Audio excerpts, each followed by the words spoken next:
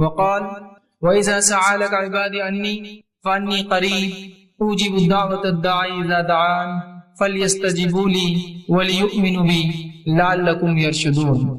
وقال النبی صلی اللہ علیہ وسلم ان الدعاء هو العبادہ وقال الدعاء مخ العبادہ. اما بعد، تمام تعریفیں اس اللہ عز و جل کے لیے لائق و زیبا ہے جو تمام جہانوں کا بنانے والا اور اسے پالنے والا ہے، اور درود و سلام اس کے آخری نبی محمد صلی اللہ علیہ وسلم پر. الحمدللہ ہم تمام یہاں اس 10 روزہ کانفرنس کے چھٹے دن جو ہے جمع ہوئے، اور جیسا کہ آپ کے سامنے اعلان کیا گیا تھا کہ اس دوسرے سیشن میں آپ کے سامنے کچھ باتیں دعا کے تعلق سے رکھنے کی کوشش کروں گا. دعا کیا ہے، اس کی اہمیت کیا ہے، اس کے تقاضے کیا ہے، اسے کب کرنا ہے، اس کی حیثیت کیا ہے، اور اس کے ساتھ ساتھ کس سے کی جانی چاہیے، اور مختصر اور کچھ باتیں اس کے ذیل میں انشاءاللہ عزیز آئیں گی. کیونکہ دعا ایک بڑی اہم چیز ہے، یاد رکھیں، اور یہ ایک ایسی عبادت ہے جو مستقل عبادت ہے. دعا کے تعلق سے ایک جو عظیم اور ایک بڑی غلط فہمی جو مجھ میں اور آپ میں آ جا چکی وہ یہ ہے، ہم دعا کو مصیبت کے گھڑی میں کی جانے والی عبادت سمجھتے ہیں. پریشان تو دعا کر لو، جبکہ دعا مصیبت میں کی جانے والی عبادت نہیں ہے، دعا مستقل عبادت ہے. ایک عام فہم، عام مثال میں کہوں گا، ہم نے دعاؤں کو اسپیئر ویل سمجھ لیا گاڑی کا، جبکہ دعا اسٹیئرنگ ویل ہے. یہ کبھی کبھار کام نہیں آتی ہے، ہمیشہ اس کی ضرورت ہے، اس کے بغیر کوئی چیز ہو ہی نہیں سکتی ہے. جیسے ایک گاڑی کے اندر ایک اسپیئر ویل ہوتا ہے، خالی ٹائر ہوتا ہے، کبھی ضرورت پڑ گئی تو لگا لیا. تو آج امت مسلمہ دعا کو ایسے ہی سمجھتی ہے، مصیبت ہے تو پھر دعا ہے، ورنہ ضرورت نہیں اس کی. جبکہ دعا تو اسٹیئرنگ ویل ہے، اس کے بغیر گاڑی چل ہی نہیں سکتی ہے. تمام مرحلوں میں زندگی کے صبح سے لے کر شام تک، داخل کہیں ہونے سے باہر نکلنے تک، ہر اس میں نبی اکرم صلی اللہ علیہ وسلم نے دعا دعا دعا دعا دعا اتنی دعائیں سکھائی کہ جس کی کوئی انتہا نہیں آتا. دعاؤں کے تعلق سے امت مسلمہ میں ایک بہت بڑی غلط فہمی ہے کہ اس کی اہمیت کو، اس کو ایک عبادت تسلیم ہی نہیں کیا. ہم نے صرف اس کو ایک ایسا عمل تسلیم کیا کہ جب کبھی آپ مصیبت میں ہو تو دعا کر لو، یا میں مصیبت میں ہوں تو آپ دعا کر لیں میرے لیے. تو اس کو سمجھیے، دعا مستقل عبادت ہے.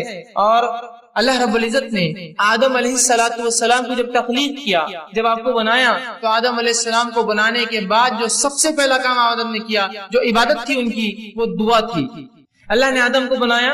نبی اکرم صلی اللہ علیہ وسلم فرماتے ہیں آدم جب بننے لگے، روح پھونکی گئی تو سر سے بنتے گئے نیچے کی طرف، اور جب سر سے نیچے کی طرف بننے لگے اور اوپری حصہ بن گیا تو آدم علیہ السلام نے پہلا کام کیا، چھینکا. تو فرشتوں نے جو ہے، اللہ رب العزت نے آدم کو کلمہ سکھا اور کہا کہ جب تم چھینک لو تو الحمدللہ کہو. اور جب انہوں نے الحمدللہ کہا تو فرشتوں نے یرحمک اللہ جواب میں دیا اور کہا اب تمہاری اولاد کا بھی یہی معاملہ ہوگا، جب بھی وہ چھینکیں گے الحمدللہ کہیں گی اور جواب میں یہ کہا جائے گا. تو آدم علیہ السلام کو جو پہلی عبادت اللہ رب العزت نے کروائی وہ ایک دعا تھی. اسی طرح اللہ رب العزت نے آدم علیہ السلام کی جو توبہ قبول کی وہ بھی دعا کے ذریعے کی. تو دعا ایک مستقل عبادت ہے، یاد رکھیں، یہ کبھی کبھار ہونے والا عمل نہیں، یہ ہمیشہ ہونے والا عمل ہے. اسی طرح تمام عبادتوں کے اندر دعا ایک ایسی عبادت ہے جس کے لیے نہ کوئی وقت ہے، نہ کوئی گھڑی ہے، نہ کوئی جگہ ہے، نہ کوئی حالت ہے کہ طہارت ہونا نہیں ہونا، نہ کوئی مقام ہے، بلکہ ایک ایسی مستقل مسلسل بترتیب ایک ایسی عبادت ہے جو آپ صبح شام دن رات طہارت بغیر طہارت کے کسی بھی حالت میں سوتے اور جاگتے اور لیٹے اور بیٹھے اور کھڑے سے اور مجمع میں اور انفرادی اور ہر اعتبار سے آپ کر سکتے. ایک ایسی مستقل جہرانہ عبادت جو آپ کبھی بھی کر سکتے، کوئی وقت کی پابندی نہیں، کوئی مہینے کی پابندی نہیں، کوئی دن اور رات کی پابندی نہیں، کوئی جگہ کی پابندی نہیں، کوئی رکعت کسی چیز کی پابندی نہیں. ایک ایسی مستقل عبادت جو آپ کبھی بھی کر سکتے ہیں، ہر وقت کر سکتے ہیں، ایک ایسی زبردست چیز ہے. اسی طرح اگر سیرت النبی کا مطالعہ کرے، نبی اکرم صلی اللہ علیہ وسلم کی سیرت کا مطالعہ کرے، تو آپ صلی اللہ علیہ وسلم کی زندگی کی کوئی گھڑی، کوئی پہلو، کوئی موقع ایسا نہ تھا جب نبی اکرم صلی اللہ علیہ وسلم نے دعا نہ کی ہو یا امت کو دعا نہ سکھلائی ہو. ایک تو تھا آپ کو دعائیں کرتے، ایک سکھایا بھی کرتے، تو نہ کی ہو یا نہ سکھلائی ہو. آپ دیکھیے نا، آپ صبح اٹھنے کی دعا، آپ لوگوں سے ملاقات کی، ملاقات کرنے کی دعا، سلام کرتے، بیت الخلاء میں داخل ہوئے صبح اٹھ کر اس کی دعا، بیت الخلاء سے باہر آئے پیشاب پاخانہ کر کے آپ جو طہارت خانے سے باہر آئے اس کی ایک دعا، آپ نے وضو شروع کیا اس کی ایک دعا، آپ نماز کے لیے نکلے مسجد پہنچے مسجد میں داخل ہونے کی دعا. مسجد میں فجر کی نماز پڑھی، نماز کے اندر مختلف دعائیں جو شروع ہوتی ہے ثنا سے لے کر تو تسلیم تک، مطلب تکبیر سے لے کر تسلیم نماز ختم ہونے تک، مسجد سے باہر نکلے تو پھر اس کے بعد مسجد سے نکلنے کی دعا، گھر میں داخل ہوئے تو گھر میں داخل ہونے کی دعا، گھر سے نکلے تو گھر سے نکلنے کی دعا، لباس پہنا تو لباس پہننے کی دعا، اسی طرح جو ہے نیا لباس پہنا نیا لباس پہننے کی دعا، نئے پھل دیکھے نئے پھل دیکھنے کی دعا، ہر چیز کی دعائیں سکھائے، سواری پہ سوار ہوئے تو اس کی ایک دعا، سواری سے اتر رہے اس کی ایک دعا، شہر میں داخل ہوئے اس کی ایک دعا، شہر سے باہر نکلے کوئی نئے اس کی ایک دعا۔ تو گویا صبح سے شام تک کوئی ایسا زندگی کا مرحلہ نہ ہوگا جس میں ہم دعا نہیں کرتے، حتیٰ کہ طہارت کے معاملے میں بھی دعا ہے کہ بیت الخلاء میں جا رہے اپنے جو ہے طہارت کے لیے تب بھی دعا، وہاں سے نکل رہے تب بھی دعا، حتیٰ کہ ایک انسان اپنے بیوی کے ساتھ ہو تو اس عمل سے پہلے جو اس کے لیے جائز ہے اس سے پہلے بھی دعا۔ دعائیں دیکھ رہے آپ کس کثرت سے ہے کہ کوئی زندگی کا مرحلہ اس سے خالی نہیں ہے، اور نبی اکرم صلی اللہ علیہ وسلم سے کم و بیش 1000 سے زیادہ دعائیں جو لیل اور نہار صبح اور شام کی ثابت ہے، جو صحیح روایتوں سے آتی ہیں، 1000 کم و بیش 1000 کے قریب ایسی دعائیں ہیں جو رسول اللہ صلی اللہ علیہ وسلم سے ثابت شدہ صحیح روایتوں سے ملتی ہے جو ہمیں کرنا چاہیے۔ تو کوئی مرحلہ رسول اللہ صلی اللہ علیہ وسلم کی سیرت کا مطالعہ کرے تو نہ گزرا ہو جس میں آپ نے کوئی دعا نہ کی ہو یا دعا نہ سکھائی ہو، ہر معاملے پہ دعا، ہر چیز کے لیے دعا سکھائی۔ لیکن افسوس اس امت کا معاملہ یہ کہ دعا کے معاملے میں کنجوس کیا، اس کو علم ہی نہیں دعائیں ہوتی کیا ہے، کرنا کیا ہے، کیا اس کا معاملہ ہے۔ یہ بڑی افسوس کی بات ہے، یاد رکھیے کہ جس امت کے نبی نے کسی گھڑی کو بغیر دعا سے خالی نہ رکھا، اس امت کی بدبختی ہی ہم کہیں گے کہ اس کو دعائیں یاد نہ ہوتی ہیں، یا چونکہ اس کی اہمیت نہیں تو یاد کرنے کی کیا ضرورت، اس لیے کہ دعاؤں کو ہم آؤٹ پروسیس کرتے ہیں۔ آؤٹ پروسیس کیا ہوتا ہے کہ جب میری تجارت بہت بڑھ جاتی ہے تو میں کانٹریکٹس لیتا ہوں اور دوسروں سے وہ کام کروا کے لیتا ہوں، تو آج ہماری دعائیں بھی آؤٹ پروسیس ہوتی ہے، تم کر دو۔ ہمارے گھر میں ایک ولی گزرے، انہوں نے سب کے لیے دعائیں کر دی، ہم تو نبی کے خاندان سے، ان کی دعائیں ہمارے لیے ابھی کافی ہے نا۔ اس طرح سے ہم دعائیں دوسروں سے کرواتے ہیں، خود سے کرنے کوئی معمول نہیں۔ تو دعا یاد رکھ کی عبادت ہے، اور نبی اکرم صلی اللہ علیہ وسلم کی سیرت میں ہم دیکھتے ہیں آپ پوری زندگی ہر وقت دعائیں کرتے تھے۔ اسی طرح جو ہے اسلام کے دوسرے اعمال جو فرائض جس کو کہتے ہیں، نماز، روزہ، زکوٰۃ، حج، اگر اس کا مطالعہ بھی کرے تو یہ بھی ایک قسم کی دعائیں ہیں۔ نماز کیا ہے آپ کی شروع سے لے کر آخر تک مختلف دعاؤں کا مجموعہ۔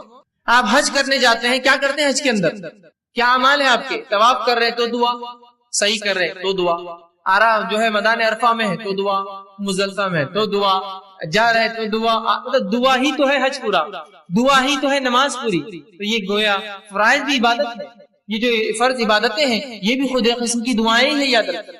تو دعاؤں کی شریعت نے بڑی اہمیت یاد رکھی ہے، لیکن آج یہ ہماری بدبختی ہے، غلط فہمی ہے کہ ہم یہ سمجھتے ہیں دعا ایک ایسی چیز ہے جو مشکل حالات میں، پریشانی کے اندر، مصیبت کے اندر اس کو استعمال کیا جائے، ورنہ بہرحال اس کی ضرورت نہیں ہوتی۔ حالانکہ یہ ایک بہت بڑی غلط فہمی یاد رکھیں، بہت بڑی غلط فہمی کہ ہم محض اپنی ضرورت کے وقت دعا کریں، بلکہ ہمیں تو یہ حکم ہے کہ ہر بار ہم دعا کریں، ہر بار دعا کرے، ہر چیز سے پہلے دعا کرے، ہر چیز کی بات دعا کرے، ہر چیز کی ابتدا میں دعا کرے۔ یہ غلط فہمی کو دور کیجیے کہ دعا کبھی کبھار مصیبت میں پھنس گئے، پریشانی میں پھنس گئے تو کرے، بلکہ دعا ایک مستقل جارحانہ ایک مومن کی زندگی کا عمل ہے جو وہ صبح شام اٹھتے بیٹھتے کھاتے پیتے، عبادتوں سے پہلے، عبادتوں کے اندر، عبادتوں کے بعد وہ جو ہے دعائیں کرتا ہے، اور اللہ رب العزت جو ہے دعاؤں کو قبول بھی کرتا ہے۔ ایک غلط فہمی یہ بھی ہوتی ہے لوگوں کو کہ یار میں نے اتنی دعا کی، ہم لوگ اتنی دعائیں کر رہے ہیں لیکن میری دعا قبول نہیں ہوتی۔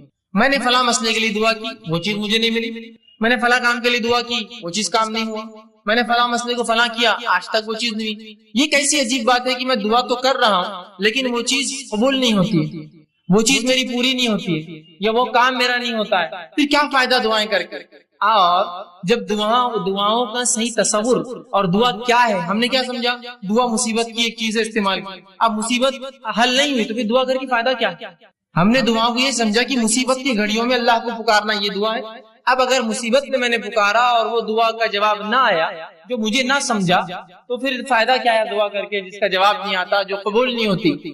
اور پھر یہ سوچ کر انسان یا تو دعائیں کرنا چھوڑ دیتا ہے، دعائیں کرنا چھوڑنا تو پھر ٹھیک ہے، لیکن اللہ رب العزت سے جو بدزنی وہ شروع کرتا ہے، یار دعائیں قبول نہیں کرتا اللہ، ہماری فائدہ کیا کرے، بدزنی مطلب اللہ سے بدزن ہو جاتا ہے، اور یہ کہنا شروع کر دیتا ہے کہ دعائیں میری قبول نہیں ہوتی ہے یار، یا دعا کر کے فائدہ نہیں میری قبول نہیں ہوتی۔ یہ بہت خطرناک چیز ہے، یاد ہے۔ پہلے غلط فہمی کی دعا مصیبت کی ایک چیز ہے، اس کے بعد اگر مصیبت دعا دوسری چیز کی، پھر انسان یا تو دعائیں کم کر دیتا ہے یا تو دعا کرنا چھوڑ دیتا ہے۔ یہ کم اور چھوڑنا تو ٹھیک ہے، اللہ سے شکایتیں شروع کر دیتا ہے کیسا اللہ میری دعا قبول نہیں کیا، کیا فائدہ یار دعا کر کے، اپنی قبول نہیں ہوتی تو کر کے کیا فائدہ.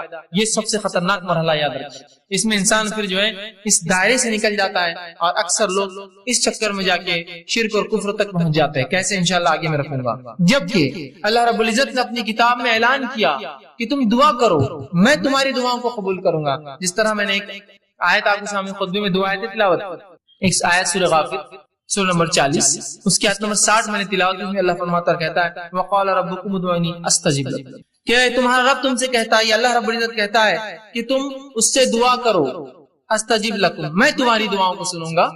کون کہہ رہا ہے یہ؟ اللہ کہہ رہا ہے تم دعائیں کرو اے مسلمانوں، میں تمہاری دعاؤں کو سنوں گا. استجب لکم ان الذین یستکبرون عن عبادتی، اور جو میری دعائیں نہیں کرتے، مجھ سے دعائیں نہیں مانگتے اور تکبر کی بنیاد پر نہیں مانگتے. جو اللہ فرماتا ہے یستکبرون عن عبادتی، جو دعاؤں کو نہیں کرتا تکبر کی بنیاد پہ، اور دعا عبادت چونکہ یہاں لفظ ہے ان عبادتی، جو دعاؤں کی شکل میں میری عبادت نہیں کرتا تکبر کی بنیاد پہ، سیدخلون جہنم داخرین، ایسے شخص کو میں جہنم کے اندر ڈال دوں گا. سمجھ آئے بات کو کہ جو دعا نہیں کریں گے، تکبر کریں گے، دعا ایک عبادت ہے، تو اللہ فرما رہا ہے ایسے لوگوں کو اٹھا کر میں کہاں ڈال دوں گا؟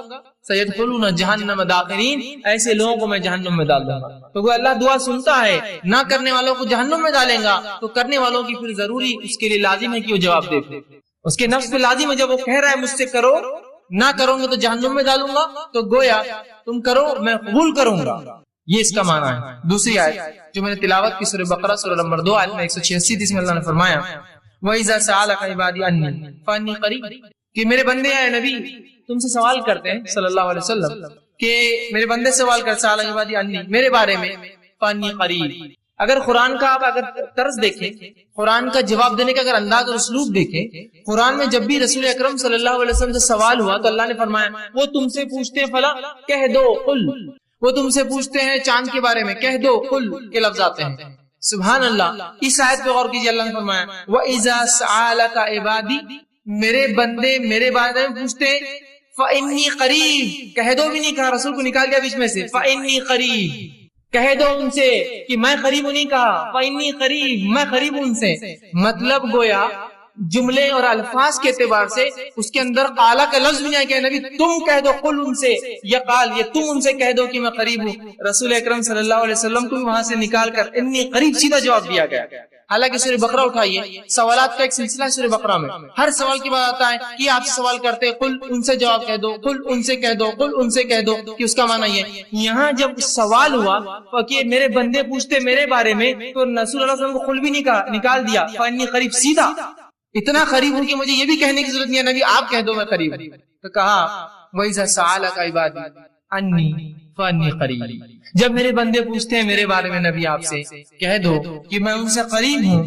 اُجِیبُ الدَّعْوَةَ الدَّاعِ إِذَا دَعَانِ، اور جو بھی مجھ سے دعا کرتے ہیں میں ان کی دعاؤں کو قبول کرتا ہوں، ان کی دعاؤں کا جواب دیتا ہوں. اور فرمایا فَلْيَسْتَجِبُوا لِي، تو انہیں چاہیے وہ صرف میرے سے ہی دعا کریں، مجھے سے ہی مانگے. وَلْيُؤْمِنُوا بِي، اور مجھ پر ایمان لائے. لَعَلَّكُمْ يَرْشُدُونَ، شاید کہ وہ ہدایت یافتہ ہو، شاید کہ وہ رشد ہدایت پر قائم رہے. تو یہاں اللہ رب العزت نے اس کی وضاحت کر دی کہ اے لوگوں تم پوچھتے ہو میرے بارے میں قریب ہوں، تمہاری دعاؤں کو سنتا ہوں، لہٰذا تم صرف مجھ ہی سے دعا کرنا تاکہ تم جو ہے رشد و ہدایت پر رہو. ولیؤمن، ایمان مرحل شرط ہے ہر چیز کے لیے، تو میں ایمان والوں کی دعائیں قبول کرتا ہوں. اور آگے فرمایا جو ہے تاکہ تم رشد و ہدایت پر قائم رہو. تو یہاں اس آیت میں وضاحت کر دی. اسی طرح رسول اللہ صلی اللہ علیہ وسلم فرمایا اور کہا، جامع ترمذی کی روایت آپ نے فرمایا ان الدعاء هو العبادہ، دعا عبادت ہے، عبادت ہے دعا، یاد رکھ. اسی طرح فرمایا جامع ترمذی کی یہ بھی روایت ہے الدعاء مخ العبادہ، دعا عبادت کا مغز ہے، یہ عبادت کا مغز ہے. نماز دعا، حج دعا، یہ مغز دیکھیے ہر کسی چیز کے بعد دعا ہے نا. حج کے ارکان کر رہے دعا کر رہے، اس میں مغز ہے نا اس کا. تو دعا عبادت کا مغز ہے، یہ اتنی اہم چیز ہے، اس کو امت جو ہے غور کرے اور اس چیز کو سمجھے. اسی طرح اب جب میں نے یہ کہا اللہ کہتا ہے دعا قبول، دعائیں کرو، اور اللہ دعائیں قبول کرتا ہے، تو اللہ رب العزت دعاؤں کو کیسے قبول کرتا ہے، اس کا کیا طریقہ ہے؟ آئیے اس سے پہلے ایک حدیث دیکھتے ہیں جو دعاؤں کی قبولیت کے تعلق سے کہ اس کی مختصر صورتیں کیا ہوتی ہیں. جب میں نے کہا اللہ دعائیں قبول کرتا ہے تو اللہ دعاؤں کو کیسے قبول کرتا ہے، اس کا طریقہ کیا ہے؟ کیا جو میں مانگوں وہ کر دیتا ہے؟ طریقہ کیا ہے؟ آئیے سنیے۔ نبی اکرم صلی اللہ علیہ وسلم فرماتے ہیں، مسند احمد کی روایت ہے، ابو سعید خدری رضی اللہ عنہ حدیث کے راوی فرماتے ہیں، آپ صلی اللہ علیہ وسلم فرمایا کہا، مسلمان دعا کرتا ہے جس میں گناہ اور خطا رحمی کی اگر بات نہ ہو۔ ایک مسلمان اللہ سے دعا کرتا ہے جس میں گناہ کی بات نہ ہو، اللہ مجھے زنا آسان کر دے یا مجھے فلاں نہیں، گناہ کی بات نہ ہو، اور قطع رحمی رشتے توڑنے کی بات نہ ہو کہ اللہ میرا رشتہ ان سے توڑ دے، میں ان سے فلاں کرتا ہوں، جس میں گناہ کی بات نہ ہو، رشتے توڑنے قطع رحمی کی بات نہ ہو، تو آپ صلی اللہ علیہ وسلم فرماتے ہیں اللہ 3 میں سے ایک ضرور عطا کرتا ہے۔ جب بندہ اللہ سے دعا کرتا ہے جو گناہ کی نہ ہو، پہلا شرط، دوسرا قطع رحمی رشتے توڑنے کی نہ ہو، تو اللہ 3 میں سے کوئی ایک کام اس کے ساتھ کرتا ہے۔ غور سے سنیے تاکہ وضاحت ہو جائے کہ اللہ دعائیں بولتے ہیں نا حسن قبول نہیں کرتا ہے، تو کیا کرتا ہے سنیے۔ 3 میں سے کوئی ایک کام، پہلا دعا کے مطابق خواہش پوری کر دیتا ہے، اے اللہ مجھے فلاں گاڑی چاہیے، گاڑی مل گئی، دعا کے مطابق خواہش پوری کر دی۔ اے اللہ مجھے فلاں گھر چاہیے، گھر مل گیا، دعا کے مطابق خواہش پوری کر دی۔ اے اللہ مجھے فلاں جو خاتون سے نکاح کرنا ہے، دعا کے مطابق آپ کو کر دیا، وہ چیز آپ کو عطا کر دی۔ اے اللہ میرے والدین کو صحت عطا فرما، دعا کے مطابق صحت عطا ہو گئی، تو جو مانگتا ہے مل جاتا ہے، پہلی شکل۔ دوسری صورت دعا قبول ہونے کی، سنیے آپ فرماتے ہیں دعا کو آخرت کے لیے اٹھا کے ذخیرہ بنا دیتا ہے۔ دعا کو اللہ لے لیتا ہے اور اٹھا کر آخرت میں ذخیرہ بنا دیتا ہے، اینڈ ٹائمز کا سٹاک، مرنے کے بعد کی زندگی کے لیے ایک سٹاک بنا کے رکھ دیتا ہے، آخرت کا ذخیرہ بنا دیتا ہے۔ اور تیسرا فرماتے ہیں دعا کے برابر مصیبت کو ٹال دیتا ہے۔ دعا کے برابر آپ نے دعا مانگی اللہ مجھے گاڑی دے، اب بولیں گاڑی نہیں ملی مجھے، دعا کے برابر مصیبت ٹال دی، ہو سکتا ہے گاڑی لیتے آپ ایکسیڈنٹ ہو کے مر جائے، دعا کے برابر مصیبت ٹال دی، گاڑی نہیں دلائی آپ، دعا کے برابر مصیبت ٹال دی، تو آپ کی دعائیں اللہ نہیں قبول کر کے در حقیقت قبول کر رہا ہے، وہ اس کا بدلہ دے رہا ہے آپ کو۔ مطلب مجھے لگ رہا ہے کہ یہ چیز میرے لیے اچھی ہے، پتہ چلا اس میں تو میرے لیے شر تھا، اللہ نے بچا لیا، بعد میں الحمدللہ میں بچ گیا، ورنہ وہ چیز لے کے پھنس جاتا ہوں، سمجھیا؟ تو نہیں قبول کر کے قبول کرتا ہے آپ کی دعا وہ۔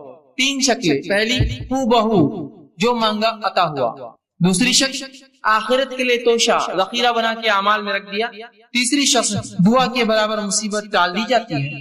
صحابہ نے کہا اللہ کے رسول تب تو ہم کثرت سے دعائیں کریں گے، مطلب دعا میں نقصان کچھ ہے نہیں، صرف فائدہ ہے، تب تو ہم کثرت سے دعائیں کریں گے۔ تو آپ صلی اللہ علیہ وسلم فرمایا اللہ کے پاس بہت خیر ہے، تم جتنی چاہو کرو، اس کے خزانے بہت زیادہ ہے، کم نہیں ہونے والے، کرتے رہ جاؤ۔ اور ایک دوسری روایت میں آپ نے فرمایا ایک بندہ اللہ کے پاس جائیں گا، اس کا حساب کتاب ہوگا، وہ کہیں گے اللہ میں نے یہ اور یہ عمل تو کبھی زندگی میں نہیں کیے تھے، مطلب کچھ ایسے عمل اس کے نام عمل میں ہوں گے جو اس نے کیے نہ ہوں، وہ کہیں گے اللہ یہ کیا ہے، تو اللہ کہیں گا یہ وہ تیری دعائیں تھی جو میں نے قبول نہیں کی تھی جب تو نے مانگی تھی دنیا میں۔ تو وہ بندہ کہیں گا کاش کہ میری اللہ کوئی دعا قبول نہ کرتا، اس لیے کہ اتنا اجر ملے گا نہیں قبول ہونے والی دعاؤں کا جس کی کوئی امتحان نہیں، تو کہیں گا کاش ہے اللہ تو میری ایک بھی دعا قبول نہ کرتا دنیا میں، آج اس کا اجر ملتا، تو کیا ہوتا اس اجر بڑھنے سے، نام اعمال نے وزن نیکیوں کا بڑھنے سے اس کے مقامات بلند ہوتے تھے جنت میں، کہیں کاش ایک بھی دعا اللہ دنیا میں قبول نہ کیا ہوتا تم نے۔ تو 3 میں سے ایک ملتا ہے، یاد رکھیے، اب کوئی دعائیں نہ چھوڑے، اللہ سے ناراض نہ ہو، اللہ سے رسوائی کا اظہار نہ کرے اللہ میری نہیں سنتا ہے، وہ سن رہا ہے آپ کی، آپ کو 3 میں سے ایک دے رہا ہے، دعا کے بدلے دعا جو مانگا وہ دے رہا ہے، یا اس کے بدلے آخرت کے لیے اٹھا کے رکھ رہا ہے، یا اس کے بدلے آپ کو اور مجھے اس کے برابر مصیبت کو ٹال دے رہا ہے، مصیبت کو ٹال دے رہا ہے۔ اور کیوں نہ ہو، ہم لوگوں کے لیے کچھ چیزیں ایسی ہوتی ہیں ہم ظاہر کو دیکھتے ہیں نا، اللہ جو ہے باطن کا جاننے والا ہے، وہ زیادہ بہتر جانتا کیا اچھا اور کیا نہیں۔ میں دعائیں مانگ رہا ہوں اور اللہ نے قرآن میں فرمایا سورہ بقرہ میں انسان کبھی کبھار اپنے لیے دعاؤں کی شکل میں بد دعائیں مانگتا ہے، دعائیں نہیں ہوتی بد دعائیں مانگتا ہے، اللہ اس کو نہ قبول کر کے رحم کرتا ہے ہم پر۔ مجھے علم نہیں کسی چیز کا، میں دعا کروں اللہ یہ چیز ہی مجھے چاہیے، دعا یوں کرنا چاہیے اللہ اس میں خیر ہو تو مجھے دے، نہیں یہ چیز ہی مجھے چاہیے، اللہ نے کہا ٹھیک ہے لے لے، آپ نے وہ چیز لی، اس کے بعد اس کا بھاؤ ختم ہو گیا، وہ چیز بیکار ہو گئی، وہ تو ناقص تھی، اس سے فلاں مسائل تھے، آپ کہیں گے میں نے کیا کر دیا، خیر کی نہیں کیا آپ نے، بس اپیل تھی کہ وہی چاہیے، اللہ خیر کی نہیں مانگی آپ، سمجھ رہے؟ تو کبھی کبھار دعاؤں کی شکل میں بد دعائیں مانگتے اللہ سے، سمجھے؟ تو اللہ سے دعا کرنے کا حکم، اس چیز کو سمجھے دعا کیا ہے، یہ بڑی اہم چیز ہے، اور 3 میں سے کوئی ایک شکل میں انشاءاللہ العزیز ہماری دعا قبول ہوتی ہے، اور آخرت میں اگر اس کا بدلہ ملے تو انسان کہیں گا دنیا میں کاش قبول نہ ہوتی تو بڑا اچھا ہو جاتا، اس لیے آخرت میں بہت کثیر اس کا بدلہ ملے گا۔ ٹھیک ہے، اسی طرح اب جو میں نے کہا دعائیں قبول ہونے کی 3 صورتیں ہیں، 3 صورتیں ہیں، اس میں سے جو 3 صورتیں ہیں اس میں سے جو ایک صورت اللہ ہو دعا کو قبول کرتا ہے، اس جو سٹیپ جو پہلا قبول جو اللہ ہو کرتا ہے، اس کے پھر 2 طریقے اللہ کے قبول کرنے، اللہ ہر دعا قبول کرتا ہے. دعائیں 3 شکل میں قبول ہوتی ہیں. ہو آخرت میں بدلا اس کے برابر مصیبت ڈالتا ہے. تو جو پہلی شکل اللہ قبول کرتا ہے، اس قبول کرنے کی پھر 2 شکلیں ہیں. اس قبول کرنے کی 2 شکلیں، وہ کیا ہے؟ پہلی شکل یہ ہے دعا مانگی تبھی قبول ہو گئی. آج میں نے دعا کی، کل نتیجہ آ گیا. آج میں نے دعا کی، پرسوں نتیجہ آ گیا. آج میں نے دعا کی، 1 مہینہ بعد رزلٹ تھا میرا اور وہی آیا جو میں چاہتا تھا. تو یہ ہوا فوراً حال، مطلب بالکل آپ دیکھ سکتے اس کی دعا فوراً قبول ہو گیا. اور کبھی اس دعا کو اللہ بعد میں قبول کرتا ہے، بہت لمبے عرصے کے بعد. کتنا عرصہ ہم نہیں جانتے، بہت دن بعد کرتا ہے. لیکن تو جو پہلی شکل ہے، پھر اس کے 2 ٹائپس ہوتے ہیں. پہلا فوراً، دوسرا تھوڑا وقت کے بعد. آئیے اس کی مثالیں ہم دیکھتے ہیں. جس میں دعا جو فوری قبول ہو جاتی ہے اس کی ایک مثال ہے. صحیح بخاری کی روایت ہے، آپ صلی اللہ علیہ وسلم فرماتے ہیں 3 لوگ تھے بنی اسرائیل سے، اور وہ جنگل میں تھے. زوردار بارش ہونے لگی، تینوں نے گفا میں پناہ لے لی. اچانک اوپر سے ایک پتھر گرا اور گفا کے منہ پہ آ کے لگ گیا، گفا بند ہو گئی. تینوں نے کہا اپنے اپنے نیکی کا وسیلہ تلاش کرو اور اللہ کے سامنے ایسی نیکی بیان کرو جو نیکی خالص اللہ کے لیے کی ہوں، تاکہ مصیبت ٹل جائے. پہلے نے کہا اللہ میں نے اپنے والدین کے لیے جو ہے بکریاں چرا کر آیا تھا، والدین سو گئے، میں روز پہلے ان کو دودھ پلاتا. اس دن بعد میرے والدین سو گئے تھے، بچے حالانکہ میرے بھوک سے تڑپ رہے تھے، میں نے پھر بھی بچوں کو جو ہے دودھ نہیں دیا. پہلے والدین کے اٹھنے کا انتظار کیا، انہوں نے پیا، پھر میں نے بچوں کو دیا. یہ میں نے تیرے لیے کیا. اگر تجھے یہ چیز پسند ہے تو جو ہے اس کو جو ہے تھوڑا اس مصیبت کو ہٹا دے. پتھر تھوڑا کھسک گیا، روشنی اندر آنے لگی. فوراً اثر ہوا دعا کا، فوراً انسٹنٹ دعا ہوئی، اثر ہوا، پتھر تھوڑا کھسک گیا. پھر دوسرے شخص نے دعا کی، اور تیسرا بہرحال تفصیلی ہے واقعہ بہت لمبا. تینوں نے دعا کی، ایک کی دعا پہ تھوڑا کھلا روشنی، دوسرے کی دعا پہ اتنا کھلا کہ باہر دیکھ سکتے لیکن نکل نہیں سکتے، تیسرے کی دعا پہ وہ رول کر کے بازو ہٹ گیا اور تینوں باہر نکل گئے. جبھی اللہ نے جواب دیا ان کی دعا. یہ ایک شکل. اب دوسری شکل جو اللہ بعد میں جواب دیتا ہے، جو بعید ہوتا ہے، عرصے بعد دیتا ہے. تو آئیے اس کی مثال قرآن نے دی. ابراہیم علیہ السلام نے اللہ سے دعا کی، سورہ بقرہ سورہ نمبر 2 آیت نمبر 129، اور فرمایا ربنا وابعث فیہم رسولا منہم یتلو علیہم آیاتک ویعلمہم الکتاب والحکمت ویزکیہم. اے اللہ ان لوگوں میں سے انہی میں سے ایک رسول پیدا کر. اے اللہ ان لوگوں میں سے. دعا کب کیا آپ نے معلوم آپ کو؟ جب اسماعیل علیہ السلام اور حاجرہ علیہ السلام کو لا کر مکے میں چھوڑ دیا. مکے میں چھوڑنے کے بعد جب آئے تو ایک دعا کر رہے ہیں. کیا دعا کر رہے ہیں؟ اے اللہ میری اس اولاد سے، اسماعیل سے، اس کی نسل سے، ان لوگوں میں سے جو ہے اللہ فرمائے ربنا وابعث فیہم رسولا منہم، انہی کے اندر سے ایک رسول انہی میں سے بھیج، یتلو علیہم آیاتک، جو تیری آیتیں پڑھ پڑھ کر انہیں سنائے، ویعلمہم الکتاب، اور تیری کتاب کا علم انہیں دے، والحکمہ، اور ان کو نبوی علم، احادیث کا علم، حکمت عطا فرمائے، ویزکیہم، اور ان کی نفسوں گناہوں سے پاک کرے. اور یہ دعا کا نتیجہ کون تھا معلوم آپ کو؟ یہ دعا کب قبول ہوئی؟ نبی اکرم صلی اللہ علیہ وسلم اس دعا کا نتیجہ تھے. آپ نے حدیث میں اس کی تفسیر کی اور فرمایا، آپ نے فرمایا میں اپنے باپ ابراہیم کی دعا کا نتیجہ ہوں. کتنے ہزار سال پہلے کی تھی ابراہیم علیہ السلام نے دعا؟ قبول کب ہوئی؟ وہ انہی میں سے رسول آیا. آخری نبی عرب تھے، اسماعیل علیہ السلام کی نسل سے، لیکن ہزاروں سال بعد دعائیں رائے گا نہیں جاتی ہے، اثر لاتی ہی اثر ہو فوراً یا بعد میں. اور بعد کی فوراً کی مثال میں رکھ دی، بعد کی مثال بھی رکھ دی آپ کے سامنے. تو اللہ کے رسول ابراہیم علیہ السلام کی دعا قبول ہوئی. ہر دعا قبول ہوتی، میری آپ کی بھی ہوتی ہے، لیکن فوراً نہیں ہوئی. کئی ہزار سال بعد اسی نسل میں اسماعیل علیہ السلام سے ایک نبی آئے. دعائیں خوب دیجیے، خوب دعائیں دیجیے.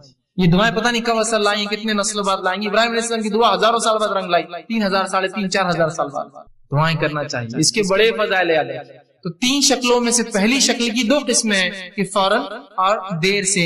لیکن یاد رکھیے اللہ رب العزت دعا قبول کرتا ہی ہے. دعا کبھی رائے گا نہیں جاتی. کبھی اپنی دعاؤں سے مایوس مت ہوئیے کہ میں نے دعا کی قبول نہ. اسی طرح جو شخص جو ہے حاجت طلبی کے جو ہے ذریعے دعاؤں کو سمجھتا ہے، اور جب حاجت اس کی پوری ہوگی سمجھتا ہے دعا غنیمت ہے، وہ شخص ایسا سوچ کر جو ہے بہت بڑی غلط فہمی کرتا ہے، اور اس کی وجہ سے بہت سارے غلط اس کے نتائج نکل جاتے ہیں. اور ایسا شخص جو یہ سمجھتا ہے کہ دعا ایک ایسی چیز ہے کہ اس کے کرنے سے میری حاجت پوری ہوں گی، اور بعد میں عام حالت میں دعا نہیں کرتا، اس شخص کی مثال ایسی ہے کہ ایک آدمی جہاد کے لیے جائے اور اس کی نیت و مال غنیمت ملے مجھے.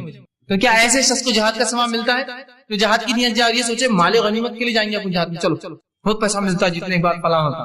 اور وہ شخص جو دعا کو عبادت سمجھ کے کرتا ہے، اس کی مثال ایسی ہے وہ مجاہد جو میدان جہاد میں جاتا ہے، وہ سوچتا ہے یا تو پھر اللہ فتح دیں گا، یا تو جو ہے شہید ہو جائیں گے، جیت گئے تو مال غنیمت بھی شاید مل جائے گا. اس کی نیت اصل نہیں ہے, اس کا اصل مقصد عبادت ہے وہ جہاد, اس کے اندر اس کو کیا ذیلی فائدے ملیں گے اس کے لیے وہ اہم نہیں ہے. تو ہم بھی جب دعا کر رہے ہیں تو ایسا نہ ہو کہ ہم صرف اس کے مقصد کے لیے کہ بس اللہ میرا مصیبت حل کر دے بس دعا کر رہے اس کی بات نہیں, بلکہ دعا مستقل عبادت ہے, چاہے فائدہ ہو چاہے فائدہ نہ ہو. جیسے وہ مجاہد جو جہاد میں جا رہا ہے سوچ رہا مال غنیمت ملے تو میں جاؤں گا, تو اس کا جہاد فائدہ کا نہیں. وہ مجاہد جو سوچ رہا ہے مال غنیمت نہ ملے, فتح ملیں گی, فتح نہ ملے تو کم از کم شہید تو ہو جائیں گے, فائدہ تو ہر طرف.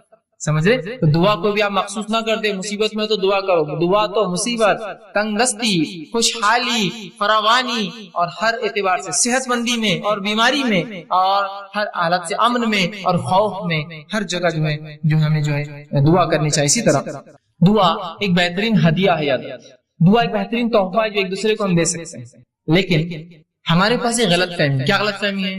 دعا صرف بوڑھے لوگ دیتے. تو اگر میں آپ سے کہوں اللہ آپ کو جو اچھا رکھے, کتنے بڈھے ہو گئے فیض میں, اللہ آپ کو اچھا رکھے, ارے فیض بھی آپ اتنے بڈھے نہیں ہیں دعائیں دے رہے ابھی سے. تو ہم یہ سمجھتے ہیں دعا صرف بوڑھے لوگ دے سکتے ہیں, اور الحمدللہ اس امت میں سب جوان مرتے ہیں, بوڑھا کوئی ہوتا ہی نہیں ہے نا. دیکھیے کہاں کوئی بوڑھا ہوتا ہے, انسان کی 60 سال 70 سال زندگی گزرے لیکن کالا کر کے گھوم رہا ہے, ٹی شرٹ صاف ٹی شرٹ اور اپنا دکھاتے ہوئے بالکل کالے بال ہے, بتانا چاہ رہا ہے ابھی تو میں جوان ہوں بھائی, کہاں میرے چکر میں جا رہے, جوان ہوں, بوڑھا مت سمجھو مجھے, بچے ہیں میرے بڑے لیکن پھر بھی میں جوان ہوں, ہے نا. تو بوڑھے کہاں ہوتے ہیں؟ اور دعا چونکہ بوڑھے لوگ دیتے ہیں تو ہمارے پاس تو کوئی بوڑھا ہوتا ہی نہیں ہے نا. اور مرد تو بھی ایک دوسرے کو دعا دیتے ہیں, عورتیں تو کبھی دعا دیتی ہی نہیں ایک دوسرے کو. فرض سلام کا جواب دینے بھی کتراتی ہے تو دعائیں تو دور کی بات ہوتی ہے نا. اگر کوئی ایک خاتون کو دوسری خاتون کر دے السلام علیکم, تم نے ہم کو سلام کیے, کیوں پہچانتے ہم کو نہیں, ادھر لینے آنے والے کے بعد میں نہیں, ایسا بھی نہیں. اچھا بچوں کے پورے رشتے ہو گئے ہمارے, بیٹا ضرورت نہیں تمہارے سلام کی ہم کو. اس کے پیچھے مقصد دیں گے کس لیے دعا, کہے کے لیے سلام دعا نہیں کیوں دے رہے تم, اتنی کنجوسی ہو گئی ہے نا. اور عورتیں بھی بوڑھی نہیں ہوتی تھی, اس لیے کوئی ہوتا نا, ایک زمانہ تھا دعائیں دیتے تھے عورتیں کثرت سے دعائیں دیتے, آج کوئی نہیں تھا, اس لیے کہ دعائیں بوڑھے لوگ دیتے اور اس امت میں ماشاءاللہ سب جوان مرتے, بوڑھا کوئی ہوتا نہیں ہے, تو لہٰذا دعا کی ضرورت ہے. دعا دیجیے, کثرت سے ایک دوسرے کو دعا دیجیے. دعا ہدیہ ہے ایک دوسرے کو جو ہم دیتے ہیں, تحفہ ہے, کچھ نہیں دے سکتے, دعا تو دے سکتے ہیں. دوسرے ہدیوں کو پیسہ لگتا ہے, جیب خرچ ہوتا ہے, کچھ مت کیجیے, دعائیں تو دیجیے اچھی اچھی.